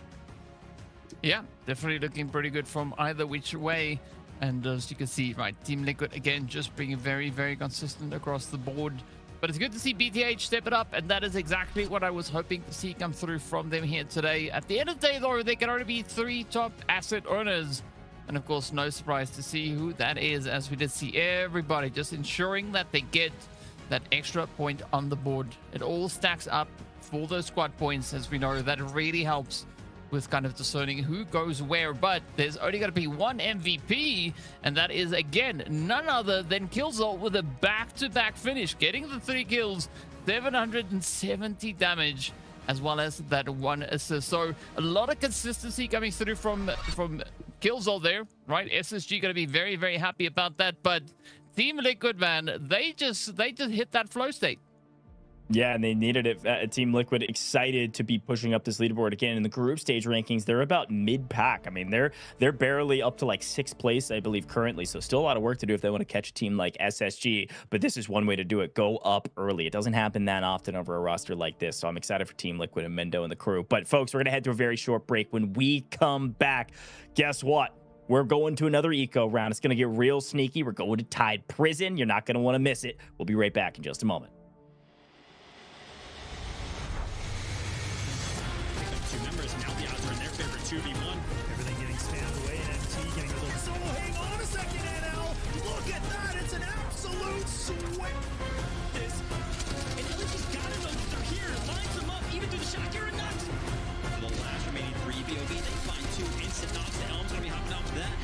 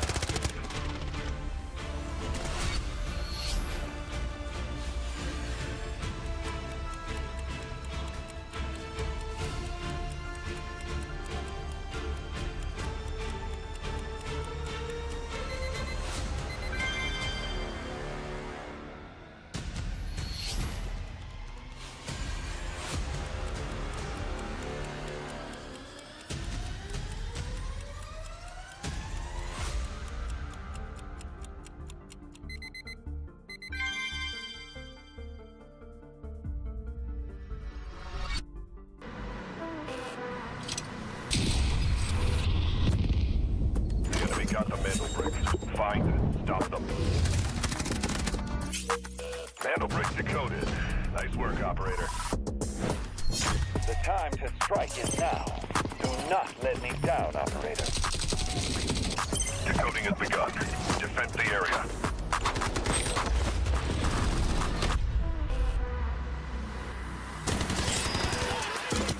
Is about to take the first brick of the tournament. And they're going to do it. What goes around comes around. Oh, I'm not gonna do very much though. You get barrel stuff. Skydie is getting aggressive. See what I did there? You ain't seen nothing yet. Let's knock them off their feet. So much damage, and there it is.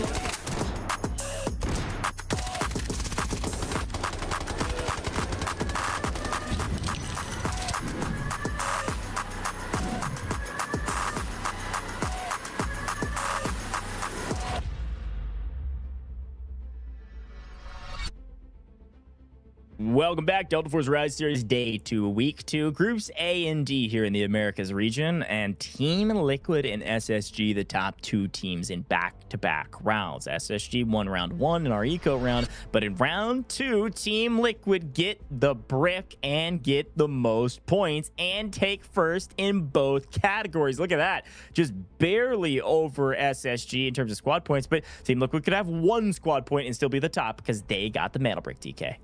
Yes, sir. They are going to be smiling quite a bit, but I got to shout out BDH. They've been stepping it up here today, and it seems that, you know, hammering on a team continuously does eventually result in them stepping it up. So I like where it's going. I want to see a little bit more of that, but of course, in the same time, we're going to see Liquids and Nightmare now really lock it in as we get into that second the next round, right? Round number 3 is going to be coming up, our second full eco run. So this is going to be an opportunity for them to now try and bring in a few more kills, because they've not been able to find a single shred of action so far today. Yeah, no, I mean, I think that's a good shout. The teams at the bottom, I mean, how many times can you say a team like Nightmare has 0 kills after 2 games? I mean, they've just had brutal and slightly unlucky starts, I think, to some degree, but just some really unfortunate team fights. I mean, that fight in Museum immediately kicked off and immediately they died. It was so dang quick. So hoping things turn around for them here in Tide Prison. We'll be looking out for what they're going to be able to do in particular. Let's take a look at our operators, though, as we move into round number 3 here in match 5 overall in our group stages. We got plenty of operators still to choose from. In general, I want to talk about the most popular operators in Tide Prison here, DK. We've seen this over and over and over again. What you got for me? What do you expect to see? Well, Nox, and Nox as well, I would say, right? Well, luckily they can't play 3 Noxes. I think that's for good reason, but as you can see there, we do see a lot of Morse, we do see a lot of Shepherd, as well as Nox being contributed here. And I think that double Nox Shepherd combo is really, really strong. We did see that paying off quite well yesterday, but the same could be for Morse as well. Really good with gathering that info. And it's all going to be down to where these teams are able to find their spawns, right? Because as we know, SSG, Nightmare, they obviously have their tier 1 spawns coming in on Brakkesh. Now moving into Tide Prison, this is again where the opportunity and the angle is going to be shifting, and so we could be seeing a mad dash heading straight over to that warden's office to get their hands on a little bit of that loot. But you got to watch out for these plays, right? Because it could turn on a head very quickly. Yeah, 100%. I mean, really don't want the tier 1 spawn on Tide Prison. It's funny we call it tier 1 because it is tier 1. It is the best spawn for some of the advantages you can find on Tide Prison. Like, of course, you can run that GTI supply mission and pick up your AWM or your M82. But otherwise, the problem with getting the tier 1 spawn on Tide Prison, I say this every time, is that you won't get a tier 1 spawn in the first round of Space City, which has a battle brick on it, which is next. So you're kind of hoping you don't get that tier 1 if possible. We'll prepare for new, but hey, our eco round here is very important, in particular around kills. We need to find kills. If you're a team like Nightmare, who doesn't have a single kill yet, you are broke going into our economy round right now. You haven't extracted, you haven't gotten a kill. All you're getting is our 700k total per round supply. That's it. So you guys are broke. It's time to go get your loot off the map and then get a ton more loot to boot so you can actually play the game some of these mana brick rounds. It's some of the first times we've seen, if a team goes down here without a single kill in round 3, I'm gonna go ahead and say it, that's probably the most broke team we've ever seen going into a Space City round. If you go into a mana brick round on Space City in game 4 without a single kill to your name and been wiped every single game, you are not going to have the loot you need to be able to really play for this mana brick. As off screen already, Meg has found the tank, 2.1 mil. That's an extra point straight to the bank. Nice find. Liquids, you needed it. I like it. We've got Equal bringing in some of the coffee as well. So, hey, the Reds are rolling on in. Of course, looking at the loadouts that we got here, we do see a lot of those double Noxes being played. A lot of purples across the board as well, as the teams are trying to kind of save up a little bit before getting into that Space City rundown. But yeah, I think Shepherd is going to be quite handy here, especially also looking at Gizmo, right? Gizmo, yeah, I think there's going to be a good use, especially looking at how these teams currently find themselves situated here. Yeah, I mean, we could talk about the... Oh my gosh, look at that, BTH! Man, you guys are getting so lucky in loot. There's so many times where you just randomly are pulling these reds. BTH finding the painting for 2 mil. What a pickup. Hey, this is the same as finding a kill on the map. You find a kill as well, and boom, we're in business. I like it. But yeah, we could talk about operator comps all day. I think when you think about the operators and what they're able to accomplish on the map, mainly with Morris, it's getting info. You have to find info with some of these engagements because of the way Tide Prison plays. There's so much CQB. There's so many ratty corners. If you can get any info with this sonar scan and have a chance to not be caught completely unaware. I think it was funny in round 1 when you said that the one team wasn't expecting Killzone to be a Nox. Seeing that Nox again, I think nobody kind of expected that play to be the case here, as it is going to be a really good angle and quite a bit of a useful asset for them to try and utilize. Moving through here. So far, we've seen what Gilzol can do when he really locks in. But now, is Sky's going to be able to get anything here with Hacklaw? Does spot out at least 2 of the operators ahead of him. So, shows him exactly where to go, potentially. Now, just looking to get a few of those flashes in as well. And Lord Jaco could maybe be receiving a little bit of pressure very, very soon if they're not careful. They've got the intel, though. Both these two teams know somebody's close. As BTH again pulling more reds. 424K. They're already up to 3.3 mil, and they haven't shot a bullet yet. Mad respect. Doing it while potentially about to get into an engagement is impressive. Look at 2 go.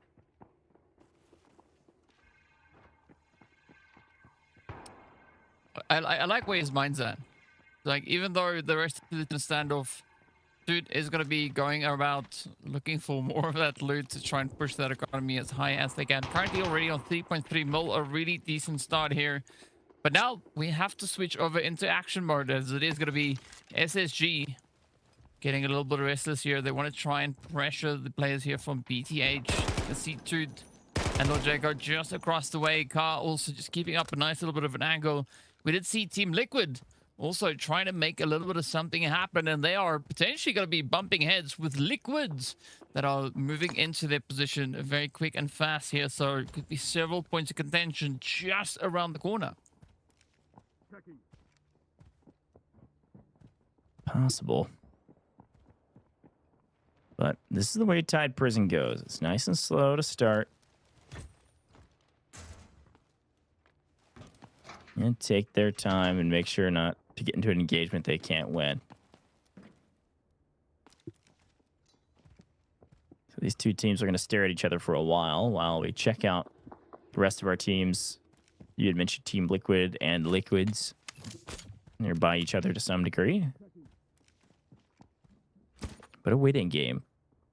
Our GTI supply mission is about to open up and be available to grab. That's what that timer is, right next to the game clock. About 5 seconds till that's open. Able to complete that mission, get your AWM or your M82. Big difference maker for the next round.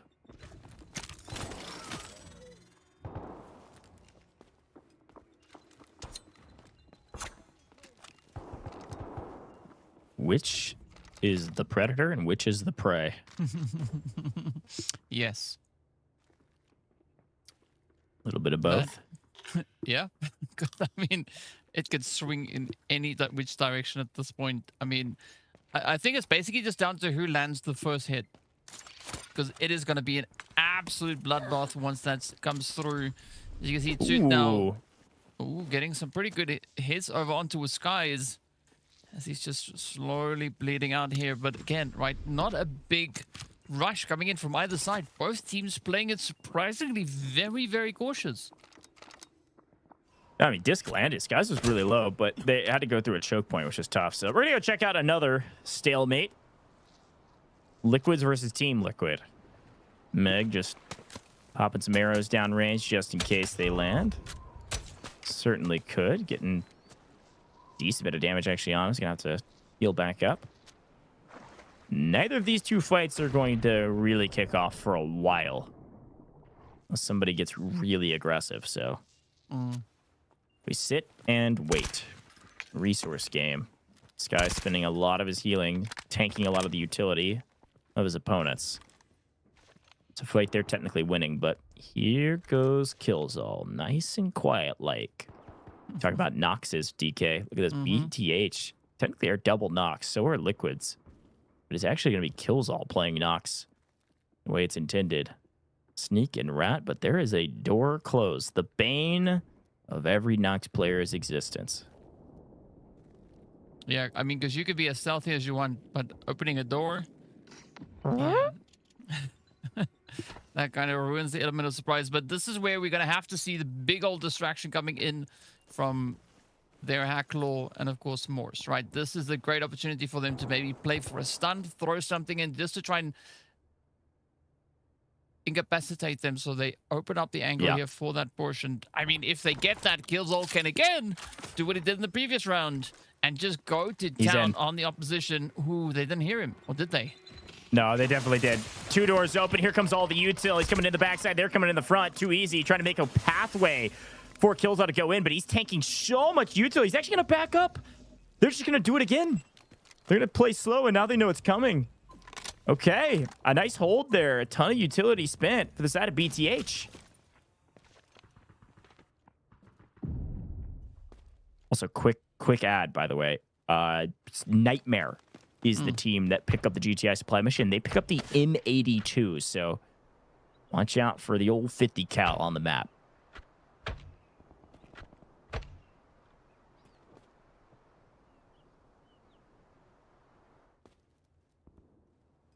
I just think it's funny that Team Liquid and Liquids are fighting at the water's edge. Right? That's just brilliant. I just want to make, I really have to hold myself back not to just keep rolling with the puns here, but I mean, this is beautiful. I couldn't have asked for anything better than this. But it's all going to come down to whether or not either of these two teams are going to look to commit to any kind of an engagement here, because currently it's pretty much the same thing that we have between SSG and BTH, right? Just a serious case of a standoff, and now it is going to be Killzone that is going to be trying his luck yet again. He's going to be moving forward. Ooh, this could be the play. The sun is in. One hit just flying across the way quickly to get out of harm's way. But again, finding quite a bit of damage into BTH, but he's not done, right? The door is closed. Gives him a quick second to reset. But unfortunately, misses out the angle. The shots are in. One down, one more to go. And here we have it. Come on. One player left for BTH, and there's no chance. Very well done. Too easy, actually getting most of that damage down just through the front side. They were so worried about kills all in the back. A great pinch and a great push. A couple different P words you could use for that engagement, and overall, pincer, push, pierce, whatever you want to say. It was clean from SSG. I mean, it had to be. It was a matter of time. They had the prey quite literally trapped in a room. If they ran or moved anywhere, they were going to get killed. ETH go down first yet again. Now, they did find a decent amount of loot to throw into their save box from all those reds they found. So still 2.7, but got to be frustrated about going down first again. Yeah, I think one more P word we can add in is precision, right? A very good tactful play that we saw come through there from SSG, but yep, not much having changed over on this side, right? Nobody really locking in onto anything just yet. Ooh, we do see Meg testing the water as he starts to push a little bit further forward here, but Mendo quick on the reaction. Hartzik, though, just admiring the living goodness out of the engineering that has gone into that metal frame that is hiding behind.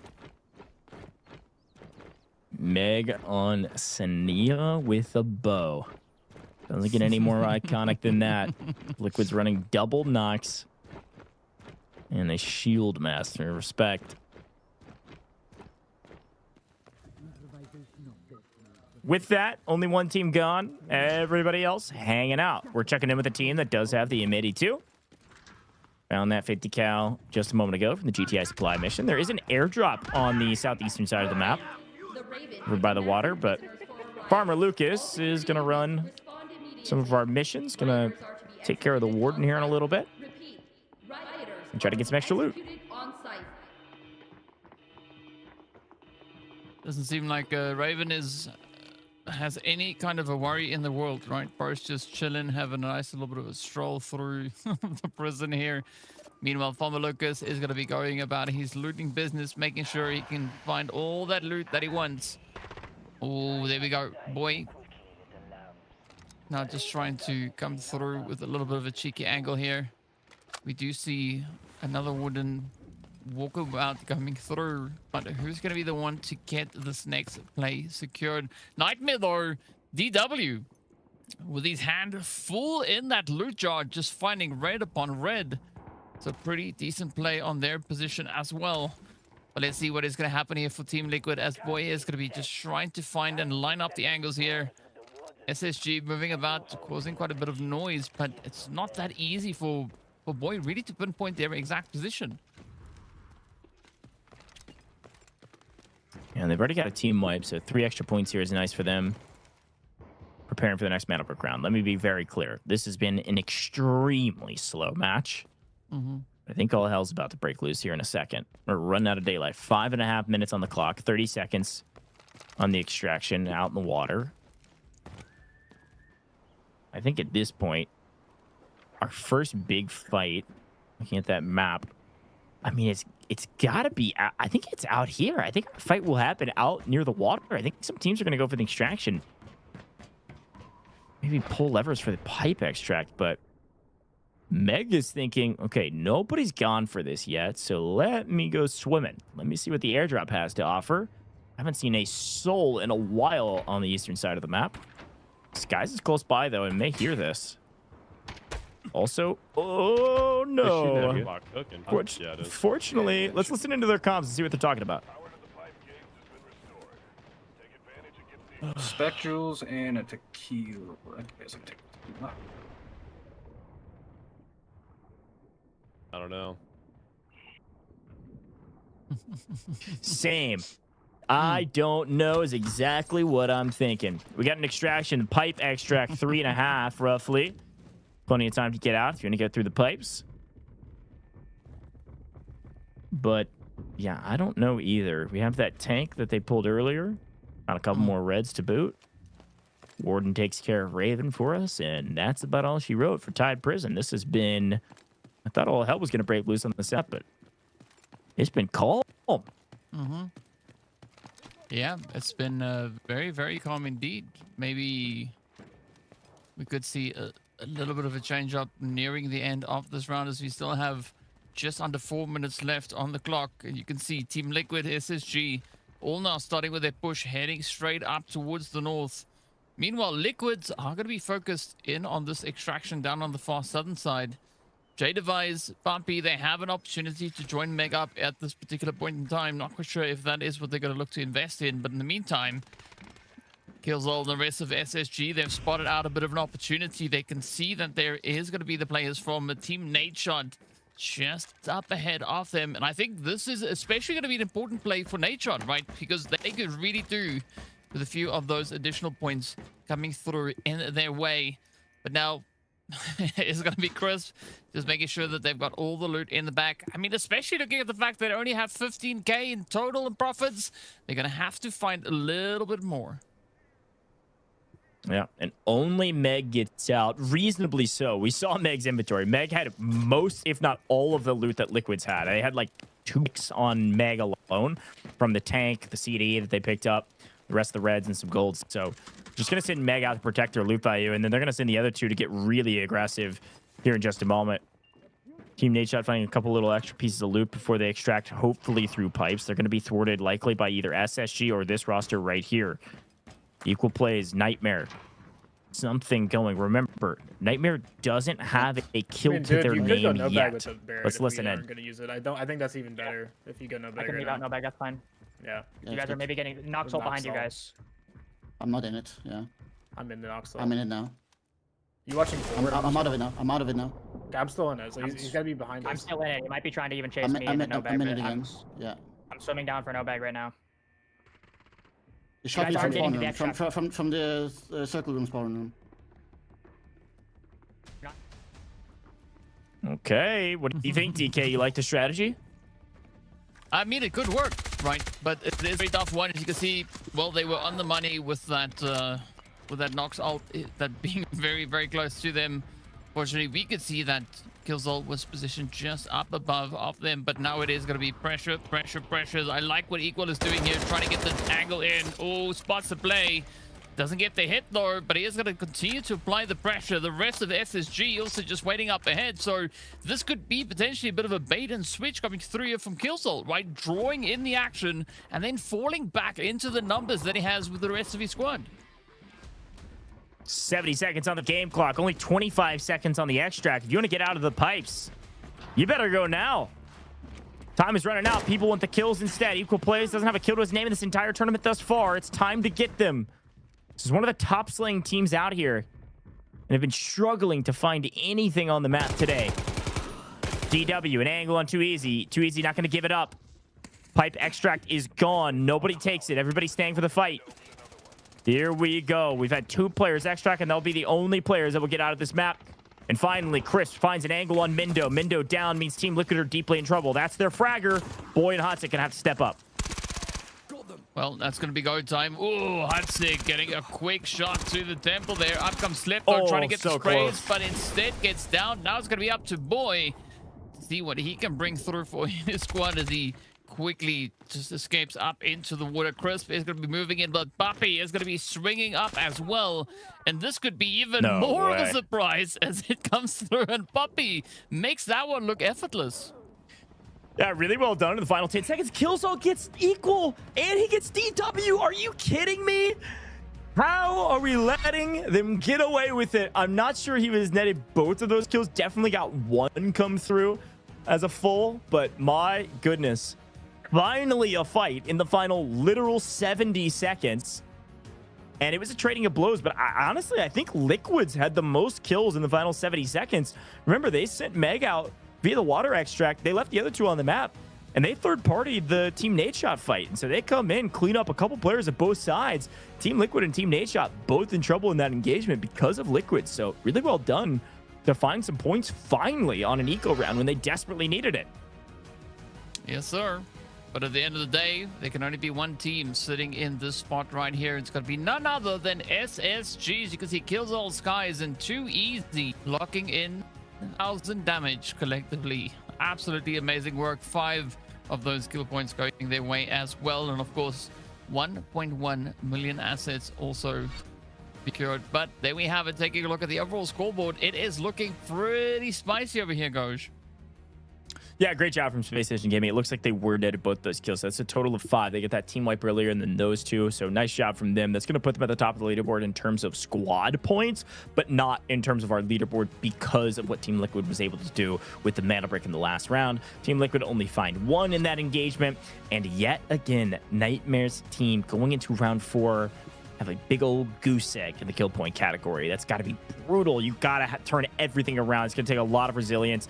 Let's talk about these top 3 Slayers, though, and the top 3 damage dealers. A lot of the same in both categories. Nearly 600 damage from Killzall, as he was entry fragger for this team moving into that BTH fight, and then picking up nearly 2 by himself in terms of another engagement with Nightmare. So great job there. Too easy, though. Picked up 3 assists in those engagements. He was the one that was walking through the front door of the BTH fight and putting down a ton of damage as well. But it's SSG all day, as they were the ones putting up the most damage, most kills, most assists in general, the top team. Yeah, they've been working really hard here so far today. So let's see how that all continues, as our top asset owners are going to be, of course, the players that have been able to get themselves out. Right, from Lucas, we did see Liquids also sending somebody out here. Megs walking away with a decent amount of those assets. So a pretty good haul coming through. And we know it all matters, especially approaching the next round, which is going to be taking us straight over into Space City. But first things first, though, speaking about space, it is going to be Spacestation Gaming, Killzall, locking in our MVP. 3 kills, a whole lot of everything else going his way. I mean, this is now the 3rd time that we've seen Killzall being the MVP today, right? He's got 3 in a row. Rookie. Yeah, the only thing that Spacestation Gaming doesn't have to their name right now is a mana break. Everything else has been all Spacestation Gaming all day. The fact that he's got an MVP for every single round, if we go perfect, we're never going to hear the end of it. If he is somehow the MVP in every single round tonight, man, he already got an ego, well-earned ego. That thing is going through the roof and into space, like you said, DK. Folks, we're going to head to a very short break. When we come back, it will be Space City time. It's going to be mana bricks until we're done. You're not going to want to miss it. We'll be right back in just a moment. Two members, now the odds are in their favor, 2v1.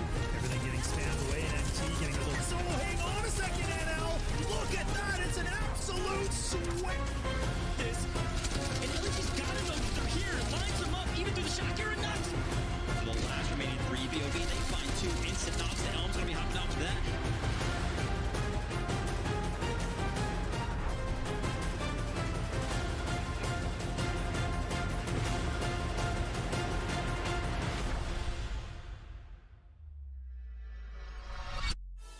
Welcome back to the Pro Tips, the show where we break down the defensive strategic moments of the Delta Force eSports circuit. Now, today we are going to be analyzing a high-stakes chess match from Week 2 of the Americas Open qualifiers on Space City. Now, the tournament logic was on the line here, and there was a clash between Legit Brazil and MW, formerly known as Not Obvious Talent, or No Obvious Talent, rather. And, well, they completely rewrote the script. Now, right, so joining me to break down the meta is our progressed Marino. Welcome to the show. Meu nome é Iago Marino, eu sou mais conhecido como Marino no Delta, eu faço o entry do time, eu faço o ataque e também faço o IGL, que são as decisões rápidas ali dentro da partida. Let's take a look at the tape. We are going to be tracking a crucial late round phase where MW has established control over the active mantle brick and is desperately trying to push that final seconds on the decrypting process. So Marino, this sequence is fascinating because of the tournament macro strategy. Legit Brazil was already leading the leaderboard in the raw squad points, but MW had the match point threat. Now, from a shot calling perspective, walk us through the urgency of Legit Brazil's push here. Was it vital for you to take a specific fight rather than bailing to an extraction? Essa foi uma atitude errada. No momento, a gente não pensou nisso. A gente pensou que iria conseguir fazer as kills e parar essa progressão deles. Mas acabou que deu errado. Foi uma estratégia falha e que a gente conseguiu... Infelizmente, a gente conseguiu aprender isso da pior forma. All right, so for the next one, let's talk about that vertical transition, right? Pushing down from the high ramps onto a squad that is already actively anchoring the space requires perfect sync. Now, what is the standard utility layering required to make a drop-down swing successful against an established defense? Essa composição a gente estava com uma Tempest, um The Wolf e uma Luna. A gente gosta muito dessa Tempest, dessa composição. Basicamente é uma composição principal nossa e a gente tem as Smokes, a gente tem a Flecha da Luna e a Tempest com a sua ult ela tem uma facilidade muito grande para avançar no inimigo, para ganhar espaço, para dominar ali a área e também para a gente poder arriscar mais um pouquinho para poder virar o Mandel. Então é uma composição meio que favorita nossa e com as smokes a gente pode isolar alguma área, fechar alguma porta, com a flecha da Luna a gente pode spotar o inimigo ou até mesmo segurar eles em alguma posição. Tem a granada também que é muito forte. Basicamente a gente usa essa composição para ganhar espaço e segurar o inimigo. All right, now let's look at this from the other side for a moment, right? If MW had defended the position differently, what would have been your next option? Provavelmente a gente teria feito de uma forma mais agressiva ainda. A gente teria rushado diretamente neles e tentar anular eles o mais rápido possível. Finally then, for all the operators watching at home, if there's one pro tip they should take away from this clip, what would it be? Uma dica para pessoa que quer evoluir, que quer partir para o próximo nível, para o nível profissional, não hesite, não tenha medo, vá para cima, manda bala que vai dar certo. All right, so there we have it, a masterclass in tournament awareness, aggressive macro management right from Legit Brazil. Now, the big thing here is you have to know your winning conditions and never let the clock ride out uncontested. Thank you for joining us on the couch here today. And to everyone watching at home, keep grinding those line of sight angles. We'll see you on the next Pro Tips.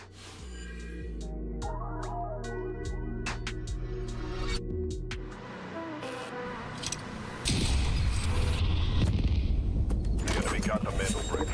Find and stop them. Mantle bricks decoded. Nice work, operator. The time to strike is now. Do not let me down, operator. Decoding has begun. Defend the area.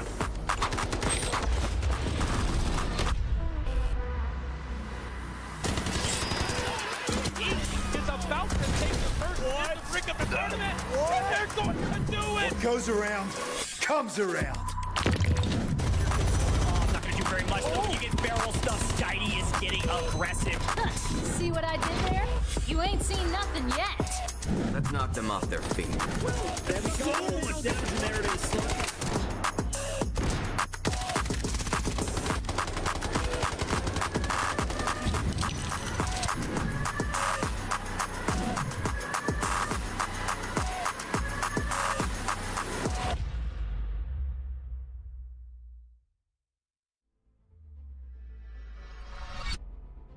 Welcome back, Delta Force Rise Series Day 2, Week 2, America's region. It's Groups A versus D, and so far, a little bit slower than maybe we expected. Tide Prison was carefully planned, I could say, for some of our rosters. Not a lot of fighting until the last 70 seconds, but either way you look at it, the top two teams are mostly staying at the top. Team Liquid, the only team with the Mantle Brick, and therefore, as we take a look at our scores, still staying at the top. But as expected, SSG had the most biggest pop-off game, I suppose, in Tide Prison, if you call 5 kills a pop-off, which I certainly do. So therefore, they find themselves clearly in second place with 25 squad points, but no Mantle Brick yet. Yep, no Mantle Brick just yet, but that all could change moving into this next round. Round number 4, Space City is where it's at. It's going to be Mantle Brick, a Bundle Brick coming in hot. And so there is going to be quite a bit of contention here, especially looking over onto the operator picks here. We are going to be seeing a few of those Tempests now being utilized. But as we saw yesterday, you don't necessarily need a Tempest to get your hands on a Mantle Brick. You don't have to have a Tempest, but it's certainly nice. Expect most of the teams to run one, especially because nobody ran a Tempest on our Brakkesh map. Means that we've got 3 maps to use 2 Tempest operators per team. So here's a look at the most common comp on Space City. Now, we do play Space City the most, so unsurprisingly, you're going to see Tempest here as one of our top picks, if not the top pick on the board. But Luna and Stinger join her as well, and this is pretty standard. This is the comp most often you will see, mainly because of the obvious things from these operators we know and love, which is 1, the emergency evasion device. That's the ult, if you will, of Tempest, and then of course the smokes and being able to see through smokes with that recon arrow from Luna. So those are the key factors. Of course, there's some other value of Stinger being able to heal teammates, etc., but the main thing is you've got to have smokes for Space City, especially some of these decoding stations, and you've got to have a Tempest to be able to play for steals or play for the brick spawn. So let's take a look at our player spawns on the map. Tier 1 spawns can't be BTH or SSG, but they could be Team Liquid. And if that's the case, maybe Team Liquid get to the brick first. They could close it out right here, folks. I know SSG have been dominating, but Team Liquid are at the top of the leaderboard, and they are technically the only team on match point right now, TK. Yep. It's going to be interesting to see how this one plays out, and I'm expecting quite a bit of pressure now being placed on the side there of Team Liquid. But yep, it is about go time.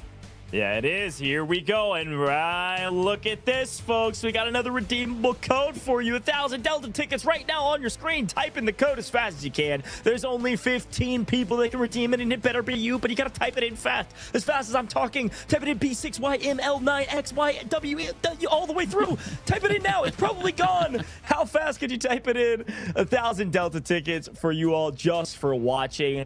Got a couple more giveaways to wrap up the show a little bit later. Hopefully you were able to earn your Delta tickets as we move into what could be our last map or the beginning of a very long and slow drawn out end if a couple teams get Mantle Bricks over the course of the couple different maps that we play on Space City. Let's get it.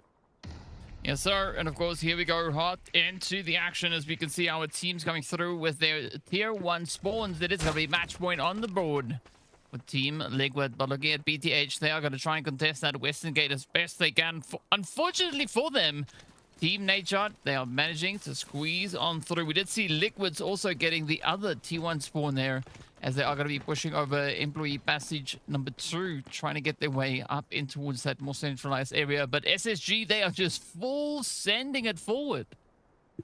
Full send, full tilt. I like it. SSG Nightmare first to the brick spawn. It's going to pop up right now. It's able to be grabbed, and likely you'll see both SSG and Nightmare go for it, especially once their Tempest ults come off cooldown. Actually, it might look like Killsaw's trying to take high ground maybe over the brick, or just grab it outright, thinking that nobody's here right on spawn. For now, Liquid's lying in wait. A little sneaky play maybe. Playing patient. No, not going to peek pipes. I thought they were going to try to peek around, snag Team Liquid on pipes, but They're going to take their sweet time. Quick look at the operator choices, and namely the kits. BTH and SSG both electing to bring in full golds. Both saying, we want to go up right now. We need to play for this brick. We have the ability to do so. SSG completely uncontested on brick spawn. What do? They grab it and they immediately plant it. A little bit surprising to not see more teams at least look at the brick spawn. But hey, SSG got something special right now. Moving quick. Sometimes the pace of play this fast means that nobody can catch up in time. They're too worried about getting killed by somebody lurking in the shadows. Yeah, I'm especially curious as to what Team Nadeshot is going to be doing, right? They are right south of that ramp, so they have pretty good line of sight heading up, but also pretty good line of sight right here onto the side of Nightmare. As you can hear those shots coming through. Ooh, but that is, of course, going to be a little bit of pressure. Not being applied by players, but instead it is going to be the machine gunner being an absolute menace. And just as they cross over, it's the other machine gunners waiting for them, welcoming them in with open barrels.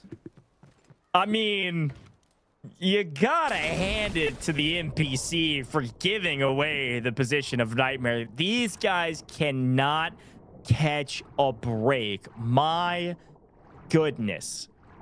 They are killless on the day. And DW is the only player alive for the team now. Team Nadeshot being gifted 2 kills on a silver platter. I mean, that's got to be infuriating. It's rough. It is rough, right? I mean, the unfortunate part is once you're on that zip line, there's not much to do.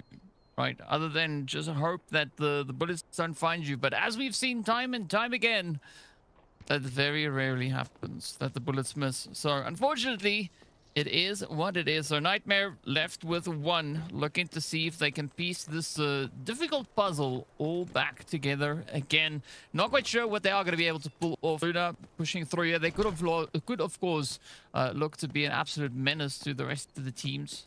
Looking to play a few upsets here and there and maybe everywhere else. But for now, it's pretty much down to if anybody's going to look to contest that mana break, right? SSG, they got the ball rolling. And as you said before, doesn't seem like anyone is really paying too much attention to it, at least not now. Yeah, this is very slow from the rest of the teams to respond right now, which... For them, they're trying to play a little bit slower strategically to maybe hold their position, get a lot of intel, then make a move. The problem is you're just running out of daylight. Let's listen in to some of the teams and see what they're thinking. Bridge. Did it hit you, you said? No. No. Oh, this is good. I mean, these guys should go do something, right? This Team Nadeshot, I wouldn't be surprised if they don't.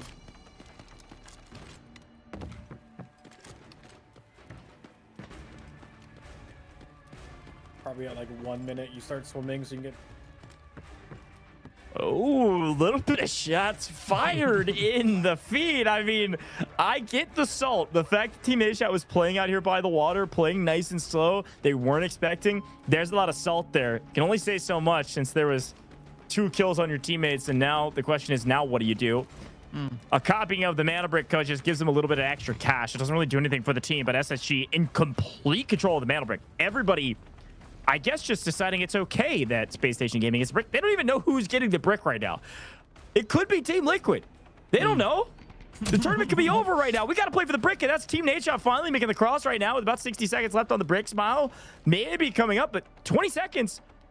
This is it. The only team that can maybe steal it away is Team Liquid, and they got to pop their ult now. No, they're not even running a Tempest. Team Liquid can't even do anything. That's it. SSG get the freest brick I've seen on Space City in a very long time. A freebie. Everybody else thinking somebody will help us. Surely there's a fight happening. No! You gotta do it yourself. See you later, SSG. Get a free brick. Wow.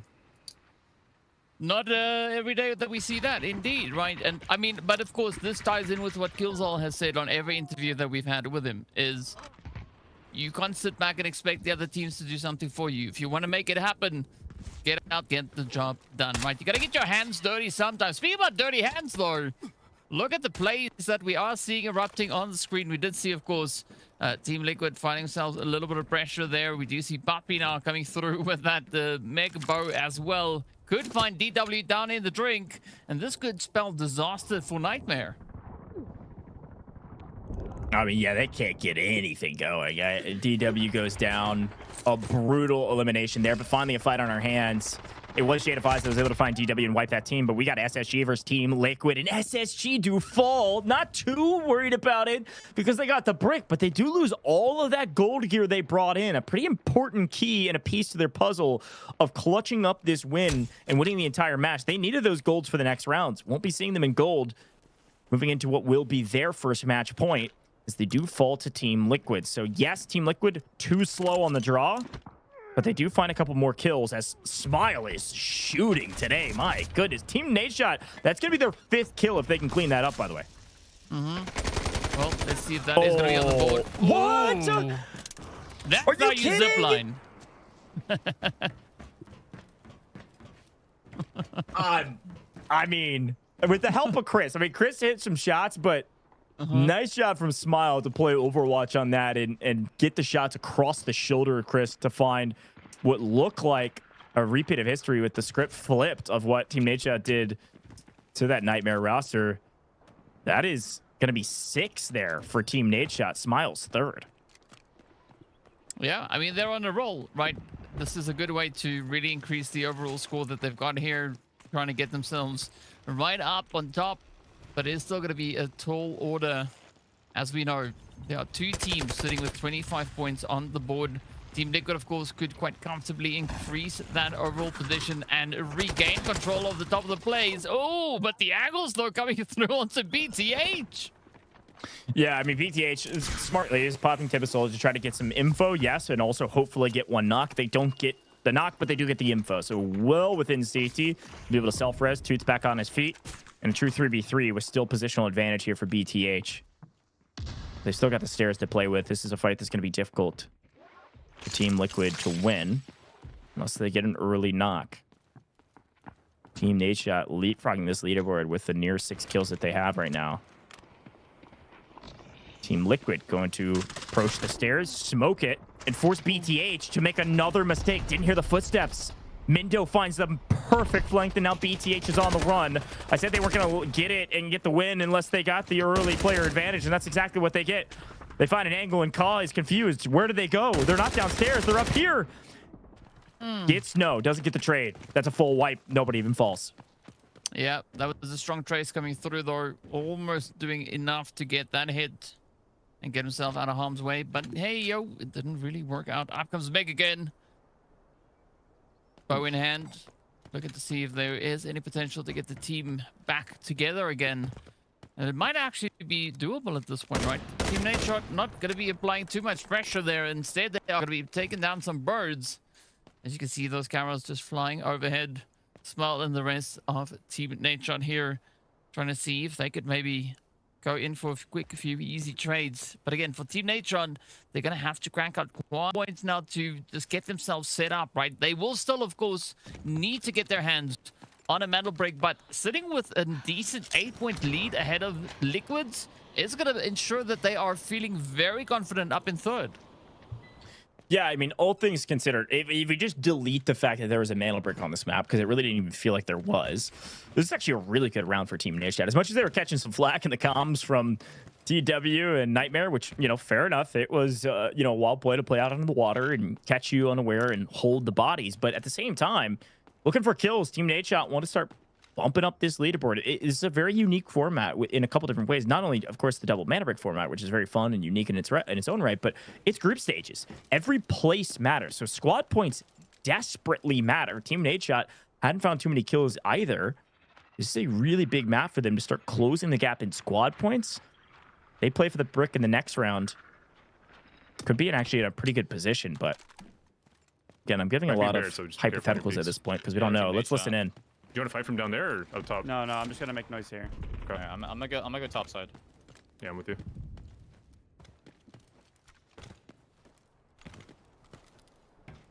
I hear him coming up ramp. He's there. Yeah, up there. Just make him waste bullets. It's good. I'm going far side in the building. Yeah, I'm buying time.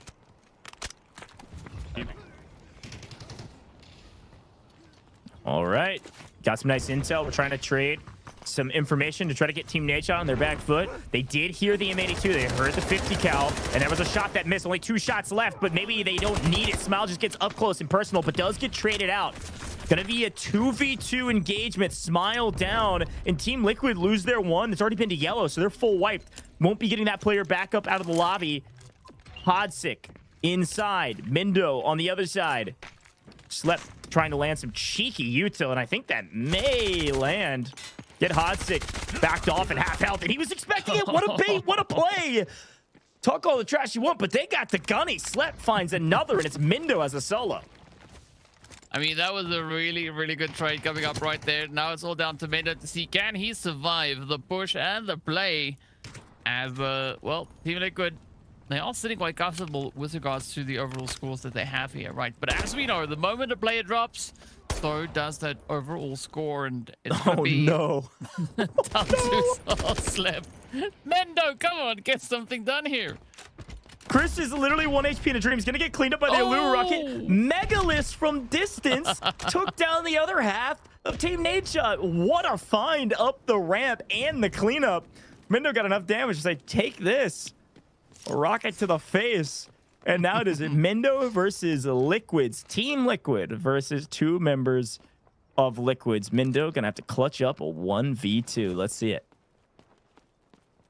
Yep, this could be some easy claps coming through here from Liquids. Meg, again, absolutely devastated with the bow here so far today. Absolutely bringing in quite a bit of that menacing angles. Not quite sure what the Meg is currently doing there with Hodsik. Maybe just having a bit of a chat, asking me how he's feeling about how the games are going today. But now it's all down to Mendo to see if he can wrap this one up. Trying to play a lot more of a strategic angle. We do have just under 5 minutes left on the clock, so there is still a lot that can happen over here. But let's see what Mendo has in store for us. There's a couple things. I mean, this fight actually right here with 4.5 minutes on the clock matters quite a bit. I mean, you're able to pick up your teammate if you win it and loot up, stack your safe box. There's an M82 on the ground with a couple bullets. We are running out of time to actually extract unless you use test workshop, which is still open. So there's a lot on the line. This fight matters a lot besides just the 2 kill point possible for Mendo and 1 for Liquids. A lot of loot on the ground that they would like to get for free, but a player to get through first or 2. Ooh. Oh my goodness, Mendo with a snap across on a crazy angle. A pixel needed. Mendo gets the other one half. In a power position now in a 1v2. Gonna try to get the cleanup. It actually almost sells. Just trying to secure that kill. A lot of damage from Poppy means that Mendo's gonna have to heal up, back off. They're not gonna get the res on Meg, but baiting Meg out because that kill matters could be the difference. Poppy back to full health. Let's see who gets the win. Nice pre-fire. Unfortunately, a hair too high. This time, not perfect aim, but close enough. That Poppy wants to get really aggressive over the top. Mendo 1v2. See ya later. Gets the res and gets the loot. It's full gold, dude. Yeah. Triple A, didn't he?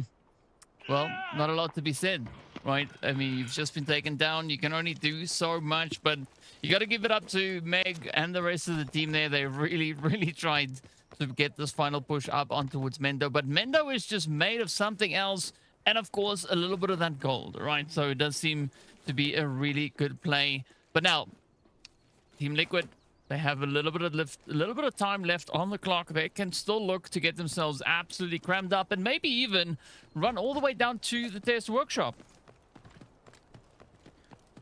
Yeah, I could get out via test workshop. I think what, you know, Liquid's there with the quick listen and was saying was like, man, wasn't expecting the full golds that Team Liquid had. There was only a couple teams that could maybe afford it, but Mendo was in gold, so that helped him in that engagement quite a bit. But yeah, I would try to find whatever loot you can and then get a move on. Here's a quick look back on the replay of the engagement over here. Smile was able to just get up close and personal. Remember, Smile was the one with the M82, so once he got close, actually was winning engagement after engagement. Hodsik found the angle on the backside.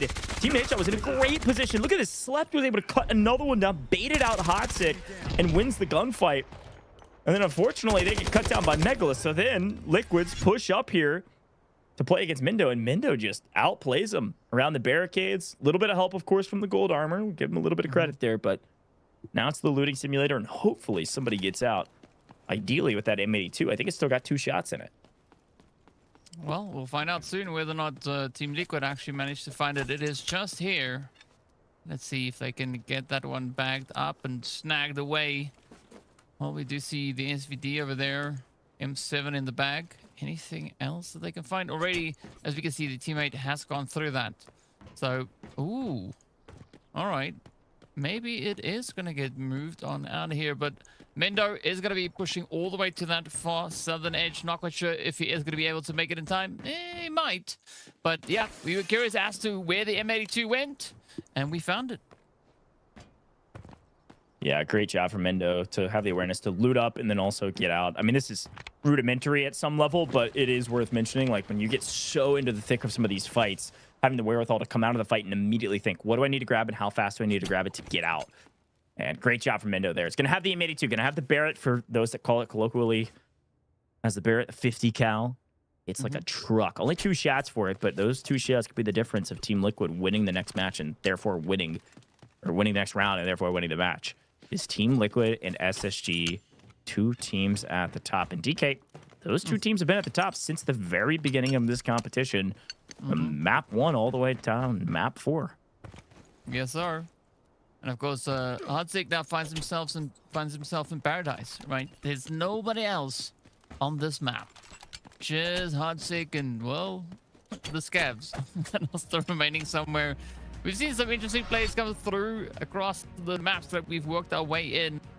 But you got to give it up to Team Liquid walking out with that final finish. They are going to be feeling quite happy about this. But of course, not to take away from that the decode that we see SSG pulling off, right? So this could be the start of something very, very exciting, because that means once we head into our second space city of the day, that is going to be the match point for 2 teams.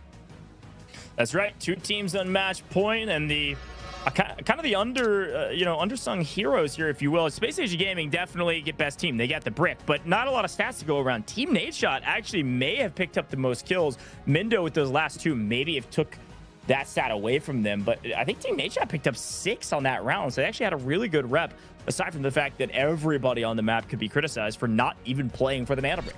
SSG get a free one, and if you give Spacestation, they take it a mile. Oh my goodness, wait a minute. I miscalculated. I apologize. Yes, Team Nadeshot had 6 kills. Team Liquid had 10. That's right. They got 2 full team wipes and then the extra kills at the end. Wow, what a turn for Team Liquid. That will shoot them directly to the top of the leaderboard, even taking down Spacestation Gaming, because they're both tied for mana bricks. Mindo picks up 5 as an individual. Yeah, Mindo is cooking it up.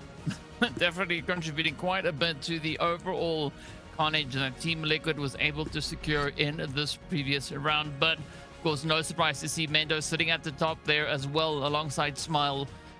Well, essentially bringing in nearly 2k damage just between the 2 of them. So a really strong play. Of course, bringing in Boy into the mix as well does put Team Liquid on 1.5k damage.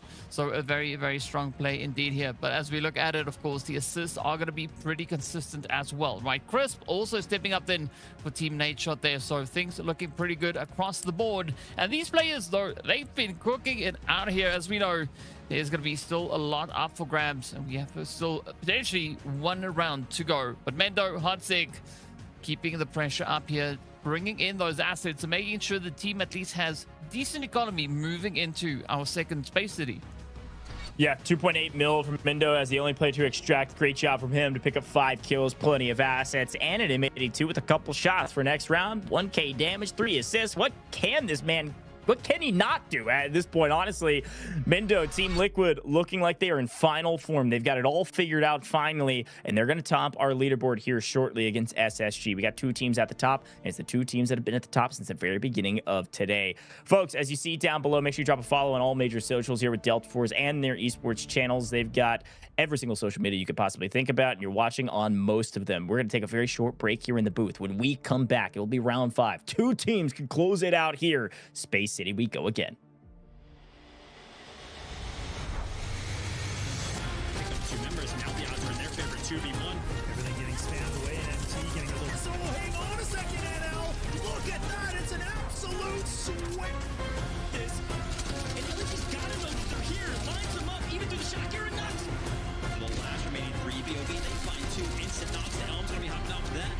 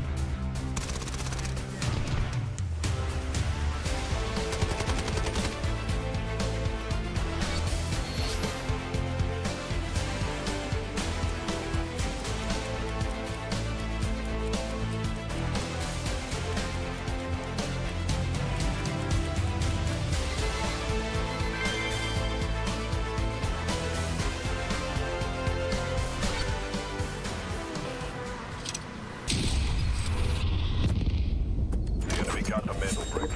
Find it. Stop them. Mandle bricks decoded. Nice work, operator. The time to strike is now. Do not let me down, operator. Decoding has begun. Defend the area.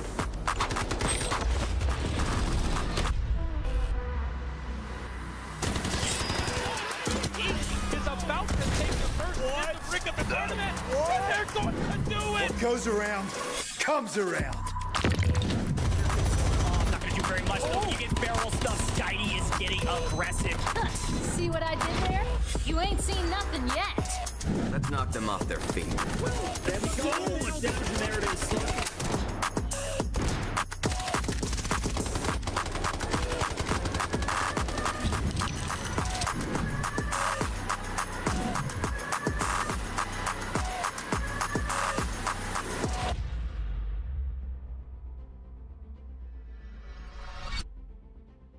Welcome back, Delta Force Rise Series, Day 2, Week 2. We are moving on to Game 5 here with Groups A and D in the Americas region. We've had 2 teams at the top since the beginning of today, and everybody else is falling behind. Team Nadeshot had a nice little comeback there with a sizable amount of kills, but Team Liquid find 10 kills.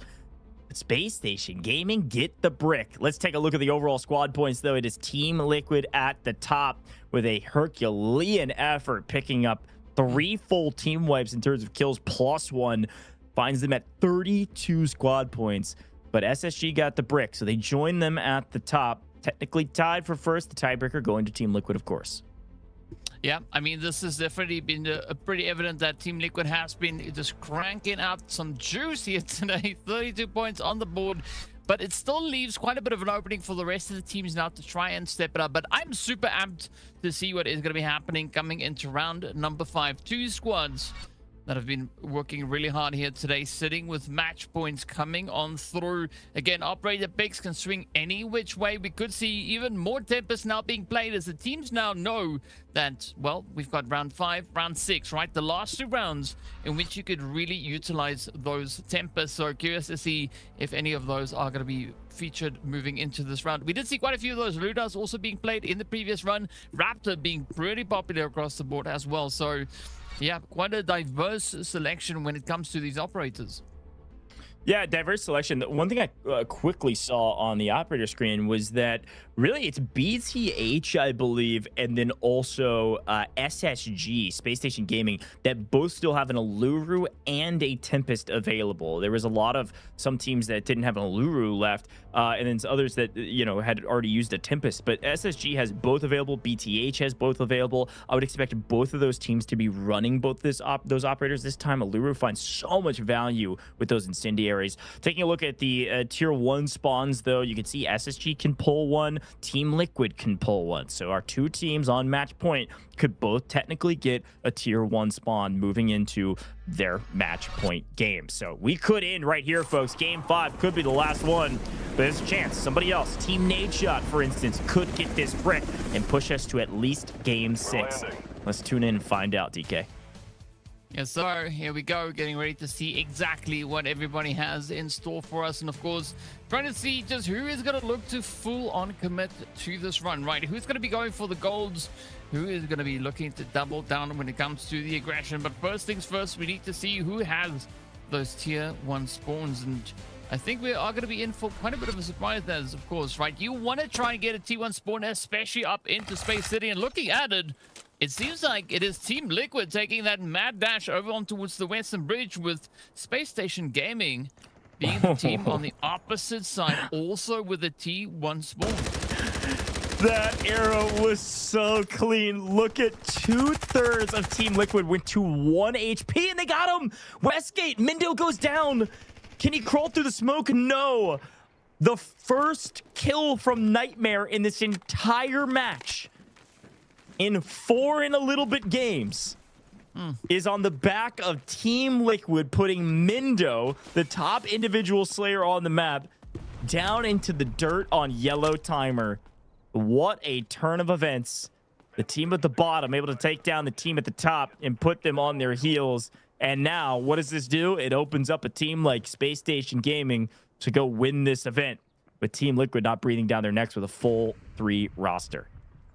It's funny you say that, because looking at SSG's position on the map, it does seem like they are going to be trying to push straight up onto that first Mandelbrake Steel. And looking at the loadouts, everybody went for Tempest. It is a full-on commitment across the board. Tempest and Lunas, that is going to be the main pick. We do see a pretty strong presence of Stingers coming in here as well, so I like this loadout.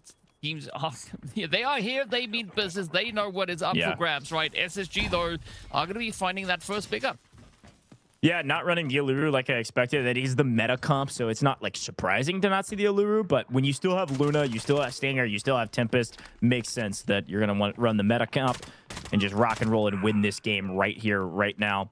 Space Station Gaming, because again, Team Liquid got stopped at the line at Westgate. It's always a risk when you get that tier 1 spawn. It means that SSG get the brick and they start the brick for free again. This is oddly reminiscent to what happened literally last round. This time, Team Nadeshot are here. This time, they want to contest, and this time they get punished for it. Too easy shoots nukes on the map. You peek for 1 wrong millisecond and you can go down, especially with Skies on the backup. Team Nadeshot down to a duo. Well, let's see. Can they maybe bounce back from this? Team Nadeshot, again, right in such a great position here with regards to points. But can they now continue to find a little bit of something? Unfortunately, though, for Slept, he is going to be just instantly knocked out by Meg, coming through with a bow. Not a again. Big old surprise coming in here, and Meg now just looking to double down and be the menace we know him to be. Surprise, surprise. Megalith, sneaky. That's the second time Team Nadeshot has all their plans foiled by an errant arrow. Team Liquid have gone back for their boy. They actually hear that Nightmare and BTH are engaging, so this is the perfect opportunity to get their res. I don't think Nightmare was able to come over and loot him either, so Team Liquid could get back up to the full team of 3, because Nightmare are on the aggression against BTH. They get 1 knock. They aren't able to get the cleanup. And BTH feeling a lot of pressure, but they're actually causing a bit of stress the other way. Equal Plays decides to pop that Tempest ult. Gets knocked, but goes back to self. And in the meantime, Farmer Lucas finds a nice angle to put BTH down to a duo. Let's see how they're going to be able to bounce back. So many Points of aggression being played out already, right? Team Nadeshot down to that solo. BDH about to get pushed here from the Nightmare side. DW looking for a little bit of justice here as he's just waiting quite patiently on the staircase. Finds the angle too. Oh, gets absolutely obliterated, and the fighting continues as Car comes through with a little bit of that retaliation. But this is where DW and the rest of Nightmare really needs to double down on the aggression. This could be their opportunity to close it out. BTH, Lord, they need to try and survive and fight through this beautiful place from Car. All the hits now landing, and one player standing between them, and 3 kills going their way. That was a really great angle from Ka, and maybe an overpeak there from Nightmare. Able to find the right angle to put Nightmare down to a solo. It's equal plays on the other side. One of the top players in the game who had a fantastic last couple matches. Today has just not been their day. And now down to a solo. He's got to figure out what he can do. Could he play for a res on DW? Unlikely. So he backs way off and hopes and prays that Team Liquid are going to play for this fight and come help him out in the meantime. And that's exactly what's going on. So he backs way off, gonna let the chaos ensue, and then equal plays will come in and hopefully clean up the rest of the mess. Watch out for Nightmare still while BTH and Team Liquid go for a fight. But of course, we gotta pay attention to the Mantle Brick, folks. There's a lot of fights happening all over the place, but the one fight that happens the most or matters the most is on the Mantle Brick. And amidst the chaos, I'm stumbling over my words because there's fights left, right, and center, but Team Liquid wipe BTH, and equal plays can't even get to the party in time. I know all this is cool. I know we love action. Back to the Mantle Brick. 40 seconds or this match is over. Spacestation Gaming are about to close out this match right here, right now, because the only team contesting the brick is Liquids, and they're getting cut down. This is a free win. I mean, insane plays. Who would have thought that today would turn out the way it has turned out so far? I mean, Liquid's trying frantically to contest this, but with J-Device being the only one left on his feet, I don't see any hope available for him, as Meg, of course, gets cleaned up too easy. Staying true to his name, making it look super easy out here. And I mean, this is just another day similar to yesterday. Look at the reaction from Skies, man.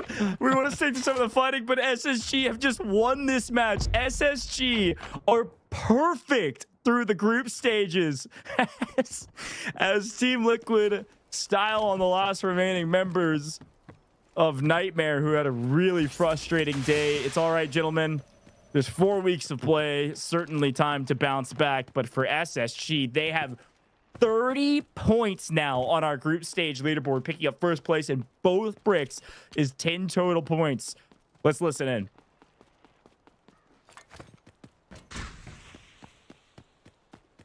I'm staying in purple. Bug it. Give a combat sim easy, please. No, I don't. No, I need it. Fucking hell. That shit's mine. No. Killzone, do you have a combat sim? No, I don't. I'm ahead of... Yeah, I think we missed the immediate celebration and got the tail end of just the excitement, the laughter, the loot evaluation, just trying to min-max their points. And they also want some more kills. Why not? Yeah, I mean, might as well go for it, right? I mean, what did they have to lose at this point? As we do see too easy spotting out J Divides. I mean, for Liquids, this could be a good play here, trying to bring in a little bit of something. But also, though, I want to point out that BTH, they got their first points on the board today. Yeah, they did. They got likely 5th. Down goes Liquids. It's actually going to be pretty close. We'll talk more about those group stage points here in a little while as SSG just do whatever they want on the map. It is Team Liquid and SSG, the last 2 teams on the map, and it has been Team Liquid and SSG only today. And we finally find our way to what could be a true 3v3 here in just a little while. Here comes the action. Too easy, feeling the pressure, calling his teammates back. Here's the fight. This fight matters for naught, besides technically $150 swing between these 2 teams, as nothing else will change on our leaderboard. I mean, but again, looking at Team Liquid, right, they could actually still do quite a bit here, right? They are still playing for squad points. Every single point that you get here does count towards the overall squad points that they have. And should they find themselves Trade. In a situation where they need the points, it could benefit them quite a bit. But SSG, though, absolutely relentless in the plays. Boy, oh, managing to tank quite a few. Killzone's going to come in and clean up house. Sets 2 down. Mindo's way off by himself somewhere else. I think he was maybe either playing for the extract or was getting some intel across the map, but that was hilarious. That was both players, by the way, running out of ammo amidst that fight, and then getting the disarm off was hilarious. So SSG win the engagement yet again. Another $100 in real cash going to Spacestation Gaming. But can Mindo 1v2? No, sorry, 1v3 this time. He's already shown us a 1v2. Let's get a little showcase match here for Mr. Mindo. Show us what you got, my friend. Can Mindo do it? He's just there. I mean, he's so close. He runs out of ammo on his secondary here. Let's see if he can maybe bring something through. Jump shots. No. SSG, though. Yeah, I mean, listen, that's $150 to SSG. That's some well-deserved body shots. They crushed this lobby in the last 2 rounds. Nobody's playing for the brick. It is what it is. You cannot give a team like Spacestation Gaming 2 free bricks and not expect to lose. I mean, can I tip my hat at least to Liquids and Jay Devise and the crew for actually playing for the brick? Golly. Crazy domination from Spacestation Gaming yet again. They will be at the top of our group stage leaderboard by a just gigantic margin. Nobody even close. We knew this was one of the top teams coming into the Delta Force Rise series, and they continue to prove they just know how to win. Found a lot of kills today, Mr. DK. They found more mana bricks than their opponents, and that's all it takes.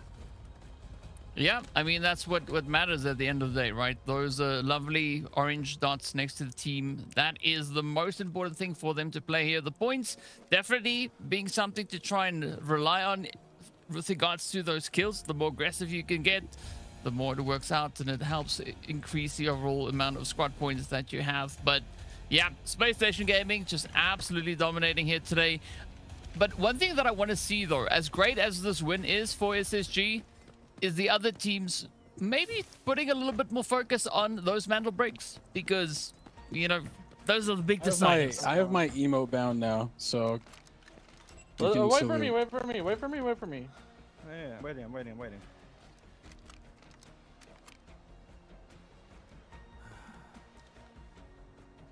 Yo, you want to pretend fight? I just 6.3. Okay, go here. Let's swing each other. I'm at 2.5. Boom. I'm at 6.3, bro. The boss element, I repped that shit. There's a free body right here, bro. Ah, sweet. Oh, full gold, bro. Come hit a lick. That's a 1.1 mil M7. Oh, the other body. Nah, the other body. He ain't, bro.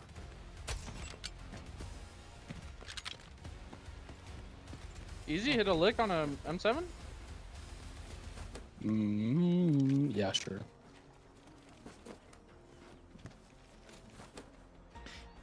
I mean, they're just having a dang good time. These boys are playing pubs. I mean, they're just having a good time. Too easy to talk about. He's got his emote ready this time. It's bound. He's got it on the keybind this time, so they'll be able to 07 salute on the way out. Ladies and gentlemen, Space Station Gaming. Perfect. A salute to showcase to the world that they are here to win. They came here to play, and they're not playing around today. May call it a freebie, but it's still a win, folks. Space Station Gaming, big smile on his face, kills all the beast. Top of the leaderboards yet again. Yeah, I think the crazy thing to consider here is, yes, there wasn't a lot of contention coming through with regards to the decoys that we've seen today, but Space Station has been super active outside of that, right? Getting the eliminations, getting the points in. We did see Killzone, of course, all the way back on Zero Dan being an absolute menace with the full squad, full team wipeout that he brought in as well. So There's a lot that these players have to bring it to the table here, but of course, at the end of the day, Spacestation Gaming is going to be the best team for the round. Again, 13 million in assets. They get the decode. They get 1,700 damage, 8 shy of hitting 1,800, and of course, 7 kills to go along with that. Absolutely glorious run for them. I mean, 7 kills on that last map really just shows how dominant this roster has been. They get the brick and they go wipe everybody on the map. 13 mil in assets is ridiculous. They're able to loot all the bodies and get a lick, as they were talking about. So great job from them. Team Liquid still pick up 5 kills, even though they got... Remember, I think this map goes differently. Team Liquid play for that brick. They would have played very different map if Mindo hadn't get cut down immediately by Nightmare at Westgate. So because they did that, they had to stick in that fight. They were kind of in this weird quagmire of trying to get their teammate up and playing for kills. And in the meantime, SSG just get the brick. Kills all top of the kill leader category. Again, too easy right behind them as they pick up their 7 for that roster.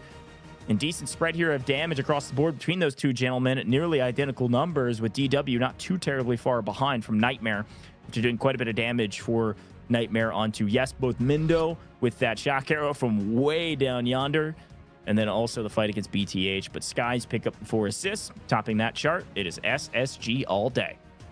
Yes, sir. They're going to the skies. The skies is the limit when it comes to top assists. So well done to them there. Of course, Gilzol, the top asset owner here, 6.7 mil. You can see Too Easy and Skies right there, hard on his trail. But of course, that's how they got up to that 13 mil. So a really good hustle here from them. And of course, no surprise, right? Killzol with this. This is his 4th MVP for the day. Yep. Wow. Absolute. It's a steal. At least there's something to still aspire to, right? They're nearly perfect, not quite. Killzone was MVP for 4 out of our 5 rounds. You take Mindo out of the picture, it would have been 5 for 5. But Mindo went absolutely nuclear in that last round in terms of kills. So, listen, man, Space Station Gaming, somebody's got to stop them, and it's not going to be a team in that A and D group, at least not this time. Folks, if you didn't know, we do have one final giveaway for you. It's on your screen right now. This is your chance to win 3,000 Delta tickets. Go get your hands on them. If you're watching on Twitch, YouTube, TikTok, Facebook, you can simply type !giveaway in the chat in order to enter. And if you're watching over there on X, just repost the live stream to enter, and we'll announce the winners in the chat on Twitch, YouTube, TikTok, and Facebook. And if you're watching on X, we'll announce the winner in the comments under the live stream. Good luck out there. 3,000 Delta tickets is a ton. Hopefully, you are one of our lucky winners. We'll keep doing this throughout the course of the Delta Force Rise series. Glad we're able to reward you just for sticking around till the end. But speaking of rewards, we got to bring in our winner. It's at this point rudimentary. It's at this point expected. Let's bring back the beast. Killzol, what's going on, my friend? How does it feel? You're perfect throughout the course of 3 matches. 30 points. Nobody's even close. You expect this? Yeah. And what can I say? Can we do 3 more? Can it go to 60? I said it first day. It could go to 60. You never know. You never know. A quick follow-up, Killzone. What goes through Space Station Gaming's heads as you're sitting there getting free brick after free brick? I mean, tip the hat to Liquids. At least they fought you on the second one. But what's going through y'all's minds? What are the comms like when it's a free brick on Space City? It's kind of all of us looking in 360 degrees and seeing absolutely no one, and giving the comms, be like, oh yeah, no one's here. So this is, we could just chillax. Like, we could just hang out, have a nice little conversation, and then fight after the brick.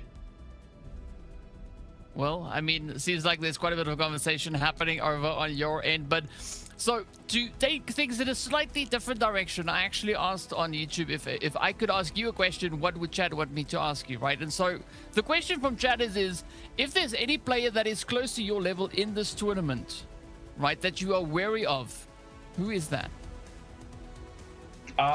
It's Evil Genius's Loco. That guy is crazy. He is really good. Loco is very talented. I like that call out. An honest answer there. I want to give you a moment. Killzone, you get a lot of time in the spotlight, not only in these interviews, but also just in your stats. I mean, you are a stat patter, my friend. I mean, you're topping every chart across the board. Hype up your teammates for me. Why is your team so much better than everybody else? I know that you guys play the win condition, no question about it, but why are Skies and Too Easy the guys for the roster? Because they never stop getting better. They improve every single time we play. If we make a mistake, the mistakes gets fixed instantly, and we never make the mistake again, hopefully. And I love how they adapt to in these fights. Like anything can happen, and how they adapt is just insane. They know what to do. We're cool, we're calm when we're playing, and I love it from them. They're awesome. Well, I mean, you said that you are going to try and maybe play for 60, and I think it's going to be a little bit of time until we see you guys step out onto the field yet again. What are you going to do in preparation for this? Are you just going to continue with the same kind of training and pacing that you've been working your way through, or based on how today went, are you going to maybe look to do something different? I mean, we're just going to scrim every day. We're just going to keep trying to get better.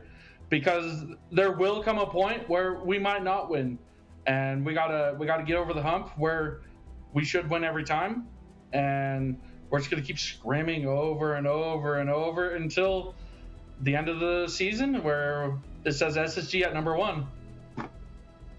Hey man, practice makes perfect. We all know it, and so far that phrase is proven correct, my friend. Perfect on the group stages thus far. Really excited to see more from you guys a little bit later. Final thoughts from you. The floor is yours. Anything you want to say to Space Station, your friends, your enemies, anybody out there? What do you got to say?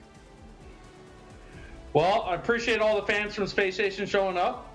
I appreciate all the fans of former Team Inc. showing up. They've been there for a while. Let's get a go Space Station. And I did learn something today. Liquid does freeze in space. That's crazy. Liquid freezes in space. That's Killzone. Happy birthday, by the way. Let's all wish Killzone a big happy birthday. Nice win here on main stage, my friend. Go celebrate with your team and anybody else you would like to. Very well done. Thank you all. Have a good one, guys. Cheers. Killzone turning the ripe old age of 24. That's what chat said. I don't know if that's actually the case, but congratulations to him for a win and some great highlights here of Killzone just saying, yeah, not today for anybody but us. Team Liquid DK went up early in this match, and then it was SSG until the cows came home, and they even wiped their main competition in the final fight. And a pretty odd fight, too, running out of ammo over the top, but Killzone able to come around the flank. They just had player advantage with Mindo a little bit split. SSG winning everything. Yeah, I mean, there's not much left to say about what Space Station has been doing so far here today. But of course, the match MVP, the GOAT of the day, no surprise, it is Killzone. 13 kills, almost hitting 2,800 damage, 20 million in assets, and of course the 7 assists coming through. I mean, say what you will, but Space Station Gaming, they are working, and they are working hard out on these maps. They are just bringing in the points round after round, and I mean, they are in essence setting the standard for the rest of the teams, right? If they want to beat Space Station, they gotta play like Space Station. Yeah, you gotta rep. Can I just give a huge congratulations to the Killzone again? This is a team effort. He is the guy that's stat padding. He's also their IGL for the most part. He is their in-game leader, making all the calls for this roster. To be able to put up stats like this as the IGL, yes, in Delta Force is a little bit easier than some other titles, but it's still unbelievably impressive. And the calls that he's making seemingly are working. A team effort, Space Station Gaming, the best team here, and it's really not all that close. Now, on our leaderboard, Team Liquid had a great showing, and frankly, they needed it. Remember, Team Liquid in our group stage rankings were down in about 6th or 7th place or so. They were a little bit far down on the leaderboard, and this second place here with the mantle break is another 7 points for the group stage leaderboard. They had a great showing today, find 25 kills, the most out of any team, even more than SSG, and nearly were able to keep up with the squad points of SSG. The only reason they got surpassed was, yes, that mantle break, and then SSG winning the map in the last one and extracting. So Team Liquid, if you're a fan of them, you've got to be 2 thumbs up, ready to go, excited for them. They should jump all the way up to 2nd place in our group stage rankings. Yeah, and of course, speaking about rankings, it is going to be Killzone and Mendo both tied with 30 points apiece. 30 kills on either side. Absolutely amazing work being done by these gentlemen. But of course, as we know, right, this could still take quite a bit of a change up as we have a long way to go. We are almost at the halfway mark with our matches for group stage. We have one more day to go, and this is where we sit, right? Killzone sitting on almost 8,500 damage. Yeah, this is ridiculous. He's obviously tied at the top with Mindo in the kills category, ahead of Mindo by 1,300 damage in the damage category, mainly because he plays those Routeman plays where he can sneak up and get full damage by himself, playing that Nox flank, for instance, or even sometimes with Tempest able to roll around the corner and get full wipes rather than play with the team. And you see, of course, on this list here, total assists, you don't see Killzone because he's the one finding all the kills. You do find him in 5th. So Skies on his roster has found his way to 3rd. Spacestation Gaming in the assist category just because they've been slaying out like crazy, find themselves 3rd, 4th, and 5th. But it's Hodsik backing up Mindo, finding a crazy amount of assists. Nobody's even close at 26. Really impressive support play there from Hodsik. And then when it comes to assets, this is the list that is probably the most surprising. He just has so many kills and also has extracted so many times with a ton of value. 40.8 mil in assets as an individual is unbelievable. I'm pretty sure, I mean, that's 20 supply points from Killzone by himself. That's more points than some of these teams are getting in like multiple matches in a row as a full roster. I mean, ridiculous stat lines. But DK, walk me through the rest of the matches we'll be seeing in the next couple weeks and tomorrow.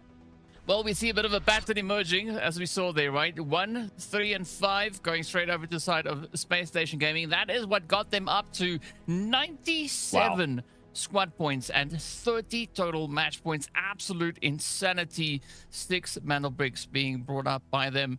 But of course, this still leaves that gate wide open. The teams a little bit further down, they know the place that you don't want to be is where MW and BTH finds themselves right now. You don't want to be sat in 11th and 12th place, because come the end of match number 12, it's the end of the run for you, right? There's no continuation after this. So I want to see the teams there at the bottom of the leaderboard really crank out some points coming into the next few days of play, because it is going to be of the utmost importance if they want to stay relevant.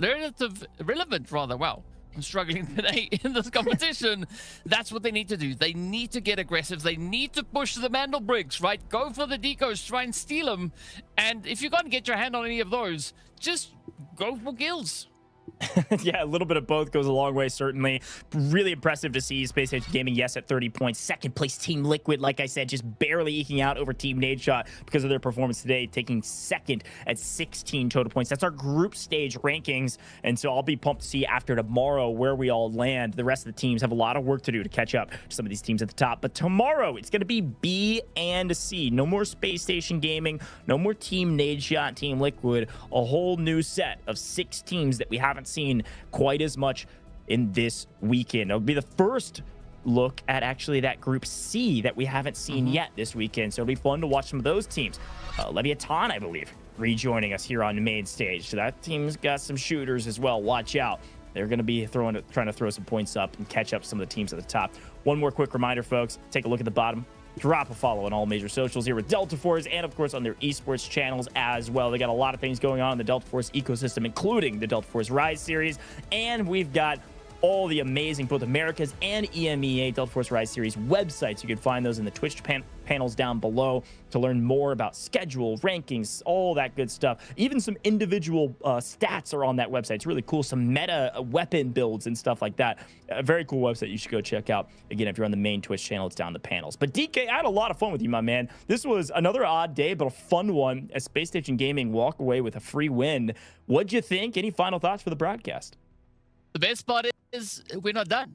We have another day to come, as you said, right? Tomorrow is going to be Group B versus Group C. We got Leviathan coming in. We got MW as well as Fluxo showing us what they can bring in and whether or not they're going to be back in some heat. I hope they are. But yeah, a lot to look forward to. So make sure that you don't miss it. And as Gosh said already, right? Subscribe to all the socials so you know exactly when we go live.